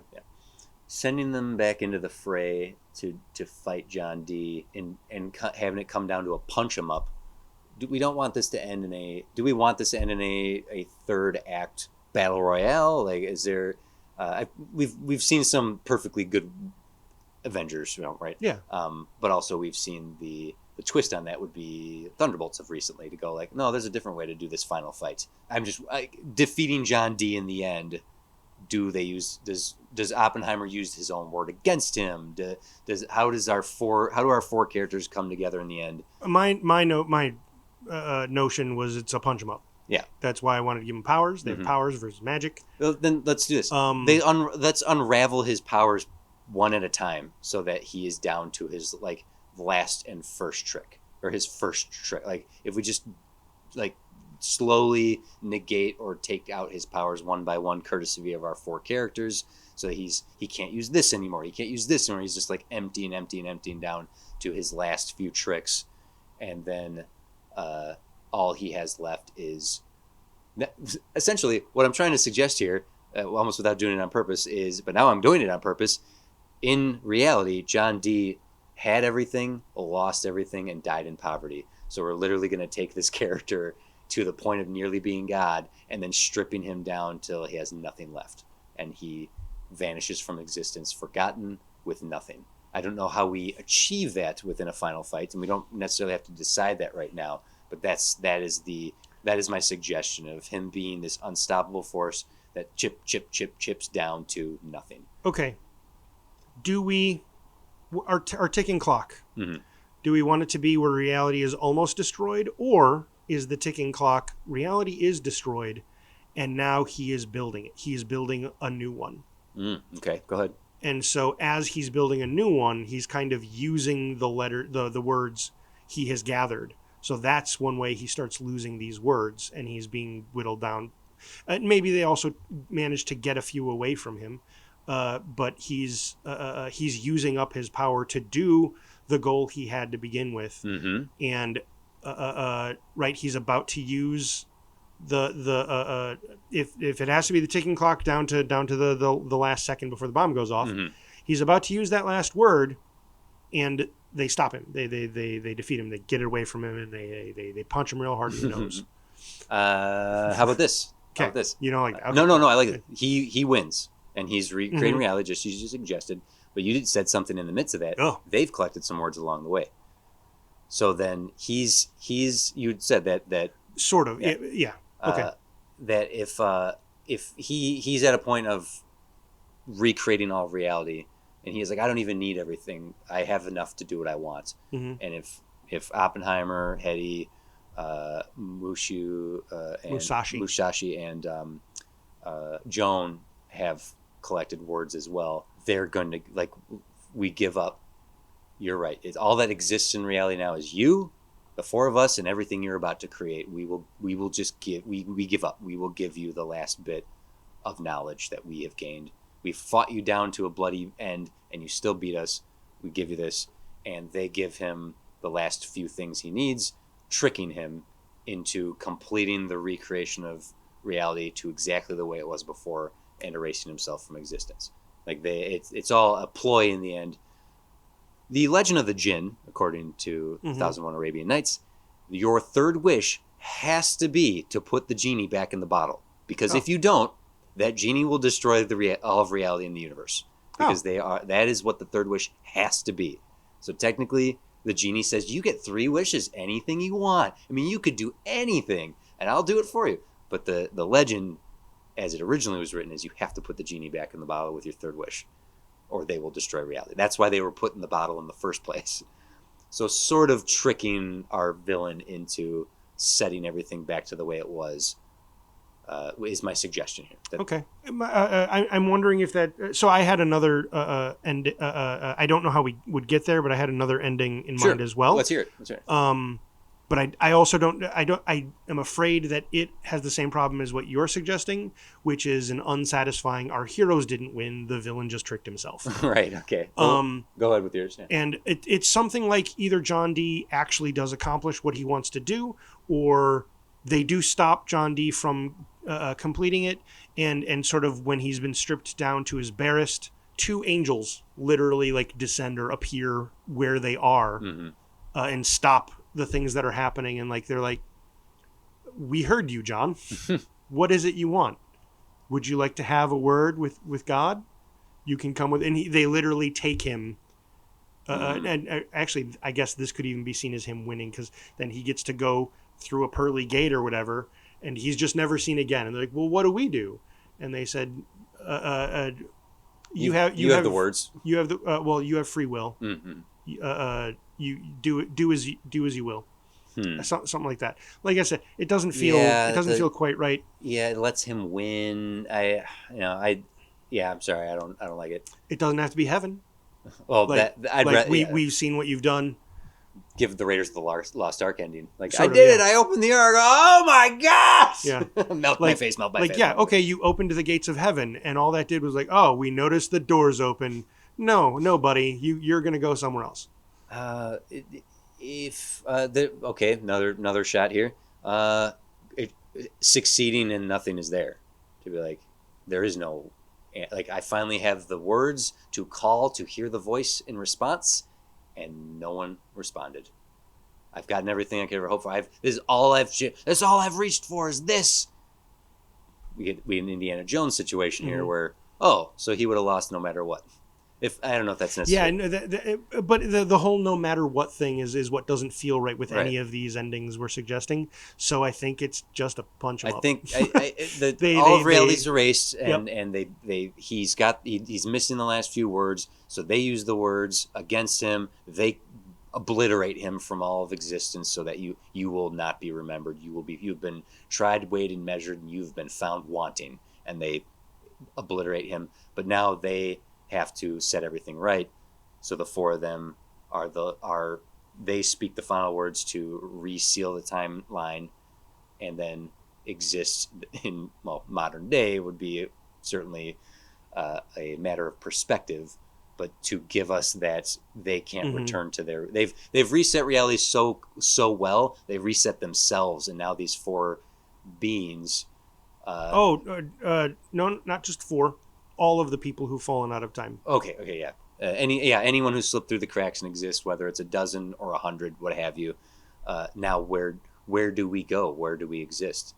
Do we just exist in stories from this point on? We could leave that open ended, and then have them have to exist in modern day in whatever sequels amount from this. But the point is, they punch him to death, erase him from existence. They work together and reseal time and space. And now they are floating above all of, or they exist outside of existence, and have a choice to make. They are the Olympians. They are the Norse gods. What if the shamans. They don't obliterate them out of existence because I don't like them using the words. Mm-hmm. I like the idea that at least not on purpose. It is a point of hubris to take the words of God Mm-hmm. and use them for your own purposes. Sure. So I don't want them to use any words, even any words that they have captured and kept from John. Mm-hmm. But if they punch him up and defeat him and strip the things he's gotten from God, Mm-hmm. what if he gets a Grecian end? He gets strapped to a bit of rubble there. Forever and ever. Yeah. Oof. To watch from outside of time. Plato can suggest it. I know what we should do. Sure. Actually, I heard a story once. Oh, no, I really like that because then it makes all of history, the shadows on the cave wall, for the audience of John. Yes. Yes. Yeah. And even more so, it's not. This doesn't happen in front. Like our heroes say, they've defeated him, and even they walk away. Time and space heal itself, and John D reveals himself to have survived in some capacity, and that's when Plato or whatever walks up and goes, "Oh no, your story is not ended. In fact, your story is infinite." And then he, unbeknownst to anyone else, punishes whoever whether it's Plato or one of our chorus characters. So one of the reasons that they don't destroy him is because the whole notion that they're outside of reality. Mm-hmm. They can't obliterate anything. Mm-hmm. They don't have the words of God to do so. All they can do is literally stop him from doing it, but they can't end him. Right. That's why they then have to shackle him to a thing. Sure, is my notion. That I'm all for that notion. I'm just trying to absolve our heroes from doing something so heinous, to give someone an endless hell. Interesting. Is that heinous to do to a villain? No, such that wants to destroy reality. Sure. I'm creating a moral gray line here. Fair. Yeah. So to that end, what if it's like it's a discussion, like everyone there, including our not just our heroes. Mm-hmm. What if Plato says, "I'll be his keeper"? Yeah, there you go. That's good. That satisfies me. Yeah. Okay. Yeah. And now where do our heroes choose to go? Do they become... Now, this has been done in more than one thing, and I'm not for or against it. I'm just going to suggest it. Do they become the myths and legends of all of time and space? I don't like that. Okay, I just wanted to say it. I want to create a franchise here. I want to create a full IP. Okay. In Stitching Time, they have created the lives that they should have lived, which is the lives we know. Right. And because of that, they cannot return to that because they are too changed, whether through memory or whether through actual change. And never mind that they can rewrite reality. And they can only do that one time. Yeah, that's it. Now they have their superpowers. And so, but they can't live here in the in the amphitheater beyond time. Mm-hmm. So they have to go. They have to go somewhere. Right. And they choose, even though time goes beyond, they go to the edge of the flow of time. Basically, and the furthest time that they can find is now. Okay. Does that, the furthest time they can reach from where they are is now. We could even have a moment of them choosing to go there, and Hetty could say, I'm wondering why we were drawn here. Well, I'm sure whatever it is will present itself. Like having that sort of philosophical, the flow of time point has gotten to here. This is the natural place to go. But trying to think scientifically about it and go, why here? Why now? Well, whatever it is, we'll find out together. Like that. Then even just that little bit of a suggestion of, it's the Joker card at the end of Batman Begins. It's the game is on at the end of Dracula Untold. Why'd you have to choose those? Sure, yeah. Well, the thing is, they are outside of time and space. We can still create a notion that there isn't truly a future. All of these people, there was a future for all of these people once they were pulled out of time. Because one thing we didn't do is we didn't invent future historical people. True. So. Oh yeah. We don't have a Rufus. What we can do, I only know of other myths and stuff. It's literally the leading edge of the thread of fate. Like great, that's a good way to talk about it. Right, they literally see particles of time and reality, pulling together at at sort of the At today. and that's why I said it's sort of like a flow. So it's not just sort of a static bar that it floats in front of them. It's if you want to even imagine the timeline as a literal line, the past they can reach, but like the thread of the future keeps going. I'm doing a bad job. You of got it. You're doing explaining great. it, You're doing great. The weaving of time, where the weaving is the tightest, is the furthest back, and as it gets closer to the frayed edges of it, that's being weaved together. It is today. They go to today. Yeah. And there could even again another bit of dialogue that suggests, "Whoa, this is why we didn't see anything beyond this point. We don't know. History has not solidified itself from this point forward. That's why there's no year 3000 heroes amongst us. Maybe Sure. not. Then going to modern day and a little bit of sequel bait of there are fantastical powers currently. The end of Incredibles ends with the "I am the Underminer" coming out. They suit up to let's do it. Some hint of that of we chose this. Well, I guess we'll just have to keep our powers under wraps and figure that. Maybe there's a reason to use it after all. Roll credits. I see. The reason I figured that they brought all the reasons with them. There's 200, right? And even though historical people, if we have in the denouement of this of not everyone agreed to stay in the amphitheater. What do you mean? You're not the only ones going back to. I'm sorry. My idea was they didn't have a choice. Initially, they were going to destroy. They were going to destroy the pocket dimension. I'm sorry. I was understanding that the 4 of them go to modern day. You're saying all 100 of these characters. Yes. Okay. You don't like that? That's okay. That's fine. No, if you don't like that, tell me. I want to have a setup for more movies that take place in modern day without time travel. So it's fine if this ends with an explosion of magical, scientific, time-traveling, superpowered, insane people all appearing all at once. It's definitely a to be continued. Yeah. Okay. I want to fight Nero. Okay. And we can't do Nero if they get written back into the timeline. Right. That's fine. Yeah, I'm okay with that. That this is definitely way more comic booky than film. Yeah. But the demand was for a film. That's fine. I think that structurally we have a conclusion to this story because the villain has been defeated. Our characters have a new status quo that is nothing like where they started. They went on this full experience, using this adventure as a pseudo deconstruction of the monomyth in many sense. Like the hero of 1,000 faces is funny because we have 1,000 characters or 100. We can pick our number. 1,000. 1,000. I always go big. Way more than probably should have. Yeah. But using this as a storytelling mechanism to tell a story within a story, the weaving of this is a lot of juggling. But hey, we love our time travel and multiverse storytelling in this series in this show. So I think we're in a good spot with it. I just had an idea. What if when they first fall out of time and they see the timeline, what if the nuclear bomb going off was the end of time? So there's nothing beyond. Yeah. The and when they stitch a new timeline together, it's continuing. And they don't know what that means. Okay. That's not bad. Would then we exist in a revisionist history from the point of the bomb on? The dropping of the bomb or the testing of the bomb? I think the dropping of the bomb, right? I think the testing of the bomb is when he said it. Yeah. Well, that's when he said it, yes. Yeah.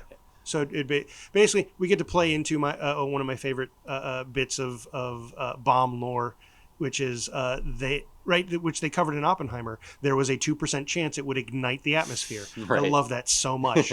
Basically, we insinuate it did. Okay, and then once they restitched it back together, time went on. Yeah. And now there's a lot of questions from that point to where the weaving of time is the most solid that we can all go to. So maybe they get sprinkled throughout that time. There we go. So in the last, at this point, 80 years, our 1,000 characters got sprinkled through 80 years of now manipulating changing our timeline. Okay, and then and that sort of thing we'll be able to explore in further adventures of these characters and our Fantastic Four of Oppenheimer, Joan of Arc, Hedy Lamarr, and Miyamoto Musashi.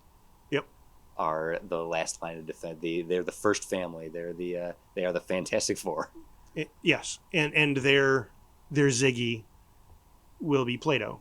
Yeah, because we didn't destroy the pocket. The outsider. He's their Uatu. He's their Uatu. Yeah. Yes, We didn't destroy.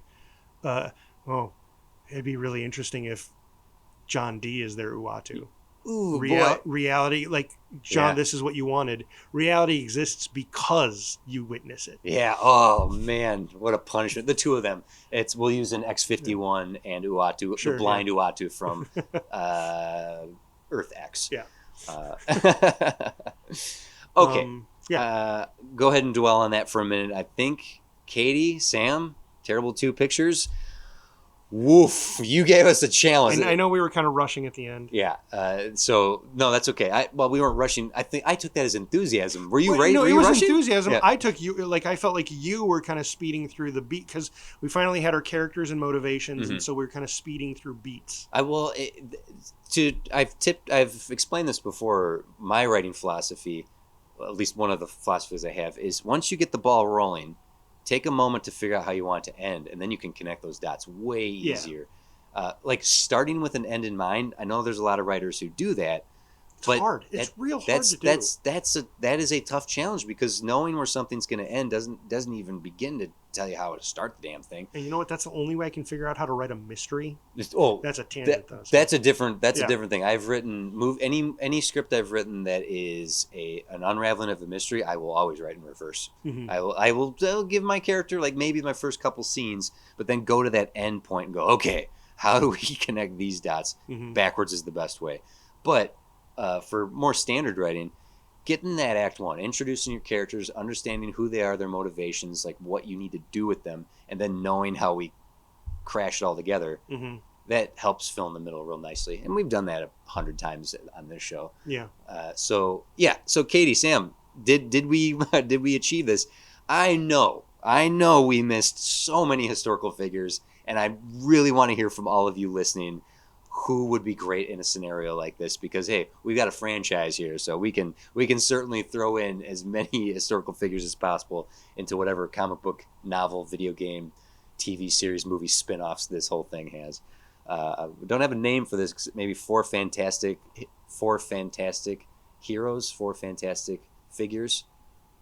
Anyway, I'll let Jim think about that as I wrap up here. I'm staring off. How did we do? You got to hit us up, agree or disagree. What did we miss? We missed a lot. You can message us directly at studiodemandsit.com or I'm choking over here. studiodemandsit.com or on Instagram at studiodemandsit. If you are not already, you can subscribe, of course. And if you want to give us a little review, that don't hurt none. Right? Get us out there in the algorithm. Even if you want to give us a 1-star review, it don't matter. It's still a review. You can find us on YouTube and TikTok, where we post video content, including material not heard here on the show. Hey, Jim, what are you thinking about over there? Herostery. Herostery. It just sounds like a chicken place. It does sound like a chicken. Have you had their barbecue? Barbecue so Herostery. Oh, boy. Jim, what do you got? For the we're saying for the technicals. Come join the conversation at on Reddit at r/Studio Demands It, where we can talk about stuff on Reddit. We can talk about the podcast on that part, or you can come to the Discord by going to our website studiodemandsit.com, and there is a link to the server on Discord at the top of that webpage, where we are also discussing the podcast and movies in general. Mm-hmm.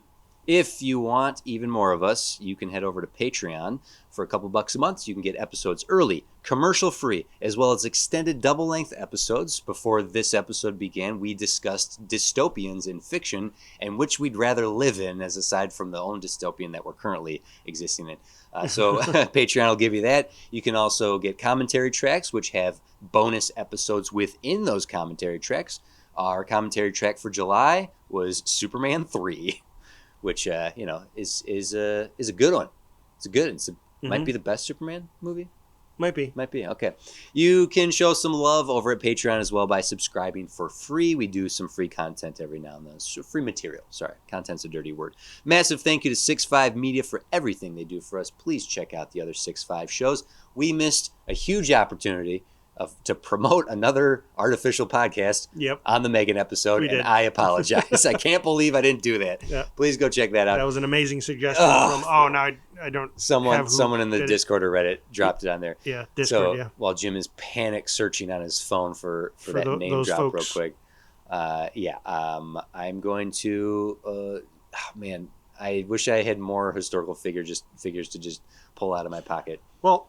Honestly, because we mentioned him in so many stories, really two, at the top of the episode and talking about things that have done stuff like this, we didn't use Sam Clemens, but I would have loved to use Sam Clemens. You ever see that claymation Mark Twain? I own it. Oh my God. What's the name of that thing? The Adventures of Mark Twain. The Adventures of Mark Twain. It's this claymation nightmare movie. It's so great. I remember as a kid, they do a whole thing where he's got like a dual identity bad version. Go, Jim. The Plucky Plumber. The Plucky Plumber. Yes, Plucky Plumber's right. We should have plugged another Zelda podcast. Okay, we're going to wrap up the mainline episode here unless, Jim, you have anything else you'd like to say? Not at this time. All right, that's it for this episode. Whew.